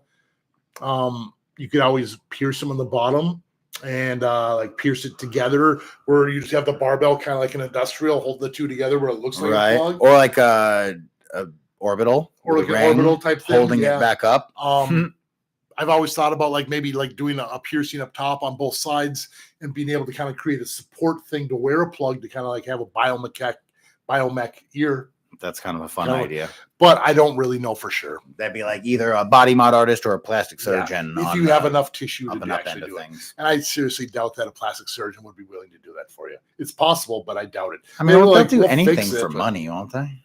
How much are you going to spend on that then? That's a good question. Bubs says, "Hey guys, how would you guys manage getting new piercings? How long should I wait and how many at a time?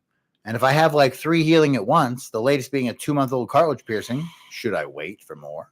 Oh, it's up to you. The more piercings you have, the longer it's going to take for these things to heal up. But generally, I don't like to have more than 4 or 5 piercings healing at once. I don't like to do more than 3 in one sitting. And it kind of depends on the piercings. If they're just lobes healing up, those are going to be healed up in a month and they're easy to heal. You mentioned cartilage. Cartilage does take a lot longer to heal, so keep that in mind. If you're trying to get another one right next to the one that's healing, it's probably swollen, and trying to hit the right angles might be more painful. So I would wait till it heals all the way up if you're going right next to it. I think that covers it, right? Absolutely. All right. JDB has a question. It's a cool sounding question, but I'm not so sure, but you have to let us know. Okay. Hey, Scott, is it possible to put a ring into my forward helix? I have 3 forward helix in a row, and I would like to have a ring that goes in the lowest and the highest. So like orbital style through. Or no, a ring in the one that is the highest. So probably just the top, not an orbital, but just a ring through the topmost. What would be the right size for such a ring? It really depends on how much room you have from the piercing to the edge of the ear. I've put in like 1/4 inch, like little itty bitty rings in there. I've also done like 3/8 of an inch, like what we started Doth with. So it kind of lays flat against the whole piercing. So it depends on the angle, the placement, and how close it is to the edge. So yeah, very cool. But you totally can.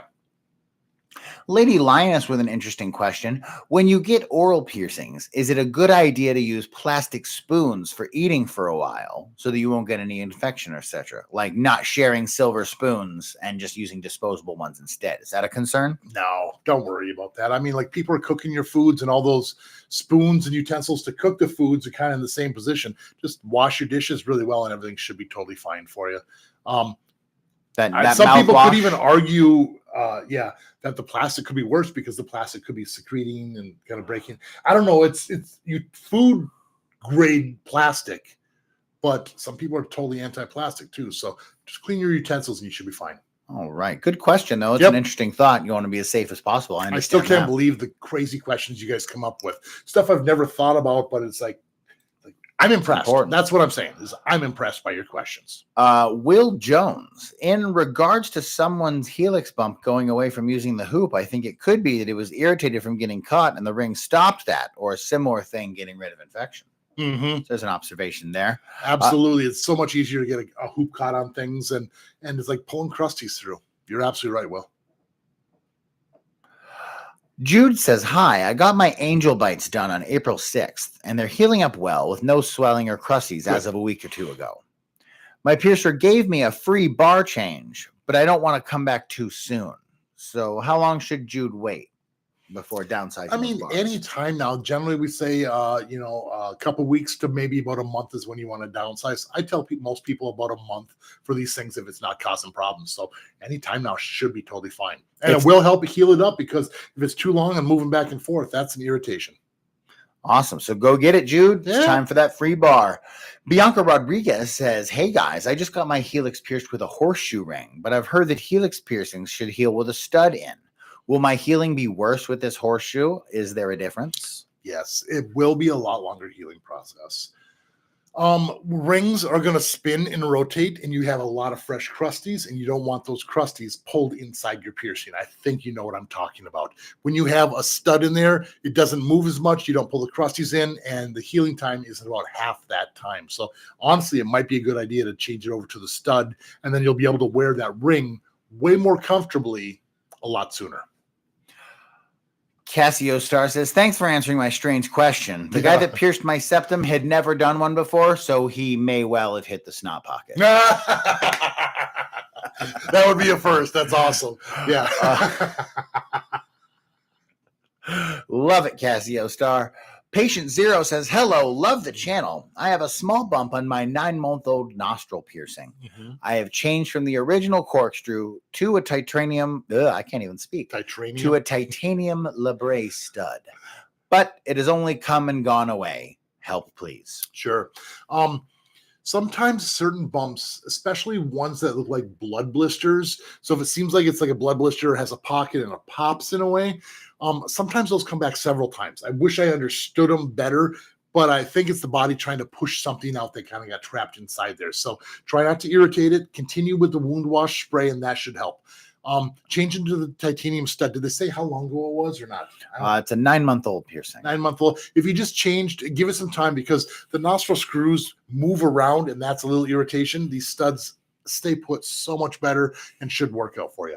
Sometimes using emu oil can help an irritation bump if you switch to it and it's not getting better within a couple weeks, but you should see a noticeable difference within a couple weeks to a month or so. Keep riding it out. Yep. James the Piercer had a navel come in today that was the inappropriate anatomy, speaking of which. It happens. Yeah, it's I'm glad you're turning people away like that, because if you don't have the right anatomy, you can do so much damage. And you don't want to do this for someone and then have them unhappy with you because it never healed up too. Right. That's something people like, well, just do it. I'm like, you're going to be unhappy for 6 months to a year, then have a huge scar, and you're going to blame me for the rest of your life. And when I go to get food by you someday, you're the server, you're going to end up spitting in my food. So I'm not piercing your navel. That's all. That's the real reason. That's the real reason. Yeah, I never know who my server is, and you can't mess with the server. So you just got to make sure piercings all look good. You don't walk out the door with a bad looking piercing around James. Here. Short and Sassy 68 says, "Hey Scott, my piercings you did are doing awesome and look great. Excellent. Thanks from New Mexico. Absolutely. Thanks for checking in on me. Cherry checking in on us. You know what I'm trying to say. So we were talking about the skin dip. Yes. Yes. Do you think it's possible that the bridge piercing would distract from the dip? We do have enough skin to get it done. So, no, it's really not going to push the dip out, but people might see the jewelry more than they see the dip. And honestly, it's probably mostly you who sees the dip. So if it only bothers you and you think it would look better with the barbell in there, then I'd say go for it. Right, because a lot of people might not even notice. And if it bothers you and you will like it better, then exactly. Because I mean, like realistically, like most people have crooked earlobe piercings, but no one will ever say anything. No one ever sees it. You haven't even noticed. If you start looking at people's ears, you're gonna be like, yeah, a lot of them are really, really crooked. I got done when they were 3. We notice it the most ourselves, but no one else will ever notice it. So yeah. A great question from Stylish Guava. Hey, Scott, what do you think of unprofessional people piercing themselves at home in a DIY fashion? I think it's sad. That's what I think. I think it's sad because all the information is out there to know the dangers. Then on top of it, how often are those piercings ever straight or placed properly? And then number 3, there's this cross-contamination aseptic technique to make sure you're not getting diseases. Piercing yourself at home, like hepatitis can live weeks without a host. There's a lot of other bloodborne pathogens. And if you're touching and you're cross-contaminating, you just open that sterile needle. And if you're just touching it with all or whatever time, it's full of everything. So it's like having unprotected sex with a stranger. Is it something you're really willing to risk? No, get it done proper and safe so you don't get diseases, so it looks proper, and so it heals properly. I don't know why people do it at home. I really don't. And it's a lot like, I think, people who like start their tattoo career by just buying a machine from the internet and starting to draw on their own legs. It never really looks good. You know what I mean? And you don't even really have the experience to know until years later to look back and be like, I might shouldn't have done that. Yeah. Like same thing with a piercing. You might like what you've done to your ear, but in the end, like, will you still in a few years? Mm-hmm. I knew a guy one time that bought a tattoo machine and tried doing it on himself and wasn't very good at it, so he practiced on his kids. Wow. They were all 18, but everyone had the worst looking tattoos. I was like, I don't even know. Is that a pine tree or a dragon? That's tough. And you would want to do that to your own kids? It's like you don't have any friends that you don't really like? Come on, man. Just because you're proud of your art doesn't mean it's good work. It takes years and years to perfect that skill. Even if you're a great artist, learning the trade of like getting things in proper, the right angles, the placement, it's tough. Don't do it at home. There's a reason we go to professionals for all of this stuff. Yeah. Greetings from Jamaica from Jennifer McNeil. Hi, Jennifer. Patient Zero says I. Pert fan 76. Probably I. Yeah, probably. We're just missing a letter.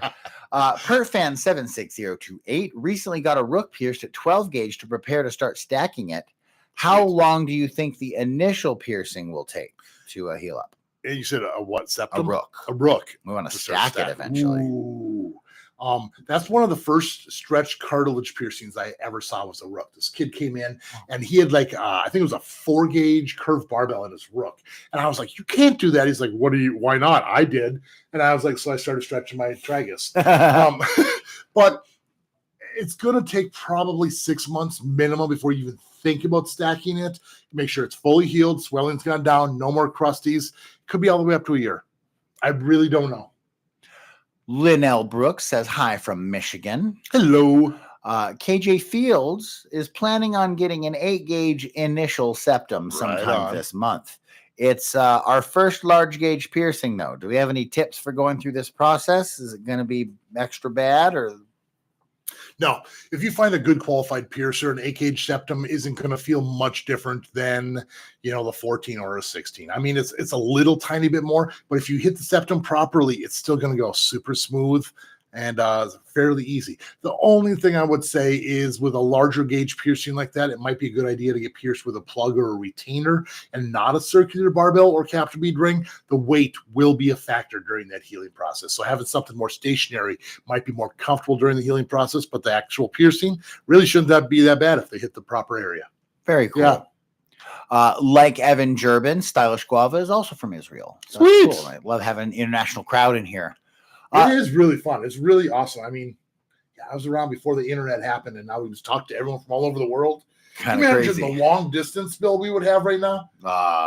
Boomer jokes. It'd be worth it. Linnell Brooks says, how long does a tongue piercing take to heal, and how does it feel that first day? That's a wise question. People don't always ask that one.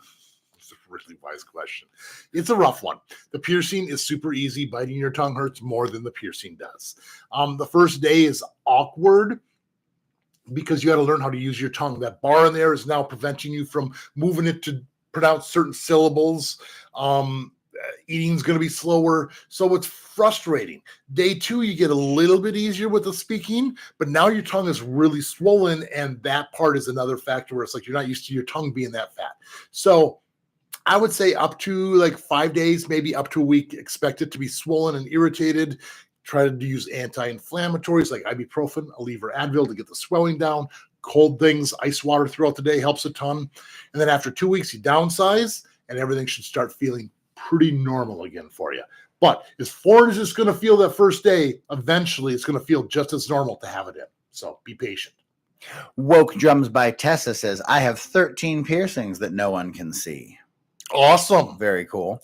And to clarify earlier, Weirdo W, we were talking about using emu oil. Yes. To get rid of dry patches. They are on stretch lobes. That is what we're talking about. Okay. So, yeah, if you're rubbing them with emu oil and you still have dry patches, any specific recommendations there? Just keep at it. Try a different oil. I mean, I don't really know exactly why it's. Is regular lotion okay if we were to discontinue? You know what the I emu? really loved was cocoa butter. Okay. Like I just get like that pasty kind of cocoa butter thicker, and it kept it a little bit more moist throughout the day and was really, really comfortable. So that might work out better for you, regular lotion. But I mean, if you've only noticed it since you started using the emu oil, you could be having a reaction or it's just not working out. So find what works best for you. Listen to your body. A little more clarification. I've had stretch lobes, and since I had a baby last year, I've been getting dry skin on my lobes more than before. Tried to use the jojoba oil, but the emu seems to help the most. So I guess the emu is helping, but just not completely solving the problem. Yeah. I don't know. Like when you get pregnant, your body goes through a lot of changes, and a change happened apparently. Maybe try different plugs. If you're using wood, maybe that's drying it out too much. If it's a stone or a different plug, you could be a reaction to that. So find something different. Sometimes silicone is a little bit more sticky, and that's causing like little rips and tears, which could be drying it out. So I'd look into the plugs too. Neon JX question, Scott. Sure. I had a smiley for almost a year now and a Medusa. Mm-hmm. So the Medusa, because of the fact they were probably touching, was causing a bit of irritation and light pain until one day my smiley just fell off. So I assume that it rejected. How long till I can re-pierce that smiley? Okay. So if your smiley completely rejected, that means where it was initially pierced in that area down below is now gone. Okay. It just like so cut you its way might out. not have enough tissue to actually pierce again. So that would be the one thing. Sometimes I've seen them migrate where the hole doesn't kind of get bigger and like create that slit, but sometimes it completely removes that tissue and there's not enough to actually pierce. So if you could get it re-pierced, it'd probably be within a month or so, around a month. But take a good look. Make sure you have enough tissue because you might not. It could be it's gone now from that rejection. It does happen. All right. So good luck on Yes. that. Content Realist says, hey guys, I have a 4-gauge septum piercing. Sweet. All the retainers I find are too long and rub on the inside of my nostril. Do you have any options for a retainer that you could wear all the time? Now, I don't know if you've ever worn plugs, but they're glass plugs from a company called Gorilla Glass. And I know when you buy the plugs, there's certain areas where you can order them in different lengths. So you might want to find a slightly shorter one, a slightly longer one. Septum jewelry can be tricky because you're right. If it rubs up against the side, that's really, really annoying. And you're at that size now where it's like you're kind of limited on what styles you can wear. And if Content is planning on wearing this all the time, glass is probably a better choice than It might be a more plastic comfortable. retainer anyway, right? Yeah. Maybe like even a silicone plug. I've seen people, you're large enough where you put a little silicone plug in there. If you find one short enough, that could work for That'd you. be good. What do you search for when you're looking for that? Silicone? Silicone. The ones I like are Chaos, Kaos. That's a name brand. Some of the generic ones are really hard silicone and won't squish to get inside there. Some could. I haven't researched all of them, but Chaos is my favorite brand. So maybe look into that too. Yeah, so there's a couple options for you, Yep. Content Realist. Maybe Mhm. some glass, like a Gorilla Glass, and maybe a silicone plug. Silicone Just plugs. find a shorter plug that's Yeah, not see if going to you can rub find on the something. inside of your Yeah. nose there. Mhm. Norm C says, I need retainers for my piercings. Do you know any good places to buy them? There's a shop in Las Vegas called Piercing Vegas. Oh. I own it, and we sell retainers there. We have glass ones, silicone ones, and acrylic ones, all for your retainer needs. Yes. Unfortunately, we do not offer them for sale online. Yeah. Your local piercer probably might have them or would have contacts with the right people to buy them, perhaps. Correct. Did they say why? No, just need Okay. some retainers. Now, for if you need piercings. retainers for work you wear on a regular basis, sometimes the glass ones or the little harder ones can work a little bit better for you. If it's just for a quick medical procedure, sometimes you can even go to like a Walmart or a Target and they'll have some like generic ones there in their jewelry section. They can work for keeping your hole open for a short amount of time, but a lot of times they're not very good for long term. So glass is better for long term, but plastic can work if you're in a medical pitch. All right. So Jude is having a stretching adventure. All right. we have had a 2-gauge septum for probably 3 months. I have a 1-gauge taper because my 0-gauge pincher won't budge. I've always stretched with coconut oil and pinchers. But even this 1-gauge taper isn't going through. Did I reach the limit? You might have. I mean, sometimes when you get to the larger sizes like this, it does take several more months. I know we say 6 to 8 weeks between each stretch, but going from like the 2 to a 0, that's one of the biggest jumps you can do. So it might take just a little tiny bit longer. 1-gauge taper. I'm guessing it's probably Zach Wobblefoot's my old roommate. Oh my God. Sorry, I just saw that on the chat. You know Zach Wobblefoot? Yeah, I know he's one of his. Yeah, Danny boy, love you. Anyways, more time. Sometimes if you get like a plug, like if you have a glass plug for that septum, you can take Teflon tape. You might be able to do a couple wraps around there, and that might be able to stretch it back up for you too. So, yeah. Awesome. Naomi asks, how long can I leave the jewelry out of my piercing before it starts closing? I've had my piercings for over a year now. I wish I could tell you an exact time. Every person heals at a different rate. Sometimes they close in 5 minutes. Sometimes they're open for days. So leave them out for a little bit. And if they're tight getting put back in, you probably can't leave it out much longer. I wish I could have an exact. Every person's so different. It's tough to experiment with because you lose that piercing by waiting a little too long. 55 Daisy. Hey, Scott, is there any possibility of you making a video or a series about jewelry? I finally got a piercing that isn't an earlobe, and it feels like a whole new world now when I shop for jewelry. You know what? That's a really great idea. Right. Explain the types of jewelry, how it's worn. Yes, we will start making those videos because that's a great idea for content, understanding the settings, the metal types, the shapes, why they go in certain. Yeah, that's a great. So silly. I can't believe we didn't think of that. Thank you, 55 Daisy. We appreciate you. Zoc Wobblefoot says, Scott, I'm restretching my earlobes that you pierced for me nigh 15 years ago. Wow. I'm staring down to the 2-gauge, to the 0. Curious as to what kind of force I should expect to use for that jump. P.S. I miss you, and it brings me so much joy to see you doing so well. I miss you too, brother. Yeah, he was my roommate back in the day, and remember that computer? We have to get all that. Yeah. Threes. He's one of the ones that helped me. I remember you telling the story of your computer genius friends helping you build a supercomputer. That's awesome. Danny and Josh. Cool. Anyways, it really shouldn't hurt. Restretching generally goes easier than normal. Use the Teflon tape or like some sort of electrical tape to do a couple wraps on your 2-gauge plugs. You'll be able to get up there a little bit easier. But if it hurts, you're doing damage. So don't go too much. 15 years already. Wow. Miss you, buddy. Time. Thank you, Zoc Wobblefots. Also, love that name. That's fantastic. I like saying it. I say a lot of stuff. That's fun to say. JDB says, thank you for answering my question. Untrue says, hey, Scott, here in Europe, more and more piercing studios are starting to use bioplast instead of surgical steel or titanium. Do you have any thoughts on that? I don't like it. That's my thoughts. Just not a fan of the bioplast in general? Bioplast is like a medical grade type plastic where it's like the push pin style. But the thing is when you push it into the top, I've seen those bioplast things open up. So it's not a true gauge all the way through. I've seen piercings get really irritated. You're really limited on the gems that fit inside bioplast. Only bioplast makes bioplast tops. So it's plastic jewelry. It just doesn't. I don't know. I'm not a fan of it. A lot of people are like, oh, it's better for the inside of your mouth because you have the plastic. It's not as hard.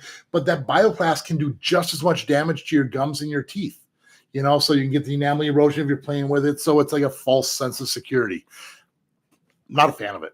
Just haven't, in your experience, it doesn't feel as good. It's been around 20 plus years, and I wasn't a fan of it back then. It's great for more of a permanent retainer. If you have to put a plastic piece of jewelry in every day, that might be a good option for you. But as far as everyday jewelry wearing, nah, not a fan. Yeah. Myra D says, hey, everybody, what are your thoughts on cheek piercings? I couldn't find a lot about it. We have a video on cheek piercings. I believe we do. Yeah. So look up The Whole Truth cheek piercings. It'll pop up. Short answer, you're not a huge fan, right? I'm not a huge fan. They're so cute and they look great, but expect a year-long healing process. The swelling is going to go back and forth. You're going to have antennas sticking out of your cheeks for a long time during the healing process. And there can be more complicated problems in the future. I would highly suggest going to check out my The Whole Truth series, cheek piercings, and you'll see a lot more with it. It's a cool looking piercing, but they're not as easy as they look. Heawani says, "Hey Scott, I've had a third lobe for 3 months. When I put a ring in it, it gets an irritation bump at the back. When I return to the labret, it calms right down again and doesn't hurt at all. What's going on?" You probably need to put a larger ring in there. That's for a lobe for 3 months. When I put if we put the ring in, bump. Put it back to the labret. It's a slightly longer healing process. If you still have crusties, you're not healed up enough yet. The general rule of thumb is you want to have at least 2/3 of the ring showing. So if your ring is hugging your ear, you have too much curve going through a straight hole. A larger ring lessens the amount of curve going through the piercing, which will obviously cause that bump if you're pinching on that skin. So a larger ring, or just wait a little bit longer. Possible. We just need a different size. Yeah. All right. Dulcinius says, "Hi, Scott. I had my dimple piercings, cheeks, about 5 months ago. Is it normal for it to keep inflating from time to time? It never goes completely back to normal." You were just talking about We this. were just talking. It's going to take a year because they go back and forth, back and forth. And it's So they'll be totally swollen and they'll go totally down again, and then like everything's fine. Everything's fine. And all of a sudden, it's like, whoa, what happened? They're temperamental, and this is totally common. A lot of times, people do different stages of downsizing, which sucks. We're selling you a lot more jewelry, and it seems like a sales pitch. But you don't want to have the crazy long ones, but you can't have them super tight either. So you start with the big ones. It might be 2 or 3 downsizes until you finally find the size where it's comfortable and you're done flaring up like that. Yeah, totally normal. Next question from Krucko. It's actually pretty good. I'm surprised I haven't heard it before. Yeah. Yesterday, I got my tongue pierced, but I am a smoker, and I never actually got a consistent answer about it. Some say it's fine as long as you rinse your mouth after. Some say it's a bad idea to smoke at all. What are your thoughts on smoking with a tongue piercing? I love this question. I have a very strong opinion on this. I healed my piercings. I had a lot of oral piercings that I had, and I was a smoker at the time. Now, the issue is the draw of the cigarette. So if you pack your smokes real tight and you're like trying to suck to get that smoke, that suction puts pressure on your piercings, causing more irritation. So you need to have a lighter draw so you're, be able to suck in the smoke a little bit easier. Now, this is where the controversies comes in. Yeah, it's going to take longer for your piercing to heal. It's not good for your piercing. But another thing that's not good for your piercing is stress. You cut out cigarettes, your stress goes through the roof, and piercings can act up for stress too. So it's a happy medium. If you cut back a little bit and not pack your smokes so tight, that's the best answer. And you should be rinsing with some sort of a mouthwash after every couple cigarettes or after every major meal. But you can't overdo the mouthwash. You got to find that happy medium, Right, to make it work. Yeah. So you say the stress of trying to quit is probably worse for your piercing than just smoking a couple cigarettes. I don't know if I would say it's worse, but it's equal. Piercings flare up and people are like, I don't know what's going on. I'm taking care of my piercing. I'm like, what's going on in your life? Like, well, I'm working all this overtime and so-and-so's trying to get custody. And like, you're stressed out. And like, yeah, that's why your piercings are all flared up right now. So stress is also a factor. So find that happy middle ground. Yeah. Very cool. Great question. Another good question from Heawani. Yes. I have a slightly lazy eye, but I want to get an eyebrow piercing. Have you known an eyebrow piercing placed appropriately that could help with that, do you think? You mean straighten the lazy eye? Like give it something to focus? Well, not necessarily straighten it, but like help maybe draw attention in a different way. You know what I'm saying? Like would you pierce the one or would you pierce the opposite one to try to draw attention away? Yes, good. Is it possible to place an eyebrow piercing in such a way that it makes a lazy eye not look so bad? My left eye is slightly lower than my right. It's an interesting question, like what you artistically could do to kind of. That's what I'm thinking. Like, I don't know if one side could really work. Maybe if you brought it in a little further with one side so it points more towards like the iris of the eye instead of being so far away from it, might make it look like it's more centered. If you did both sides like mine, maybe if you placed one a little further in and the other one a little out, not enough to notice like they're off a little bit, but to maybe kind of counterbalance. I don't really know. It's a possibility. I would say take, a Photoshop of your face and kind of play around with dots and see if you can make it look different. I've never been asked that before. I imagine there's a little bit of compensation you might be able to do. I'm almost sure because you've talked about how like even a crooked nose that a properly crooked septum makes the whole picture look slightly more straight. A little bit, You know, so that's an interesting concept that it I could. think you might be able to do it. But yeah, I would like Photoshop, and just place around with dots and play around with that a little bit. You might be able to do something. Good question, Helen. We Yes, I love appreciate that.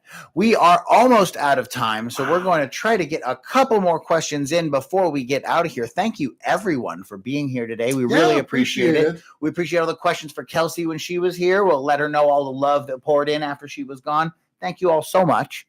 Our question from Will Jones right now is, when you're using no-pull discs, should there be a bunch of pressure on the piercings? Like, is that kind of the point? Should it be pretty tight in there? Should there be much pressure? It should be a little bit of pressure. It should be pretty much touching, but you don't want it to be squishing. I guess squishing would be more irritation. You're just trying to have a little bit of pressure on there.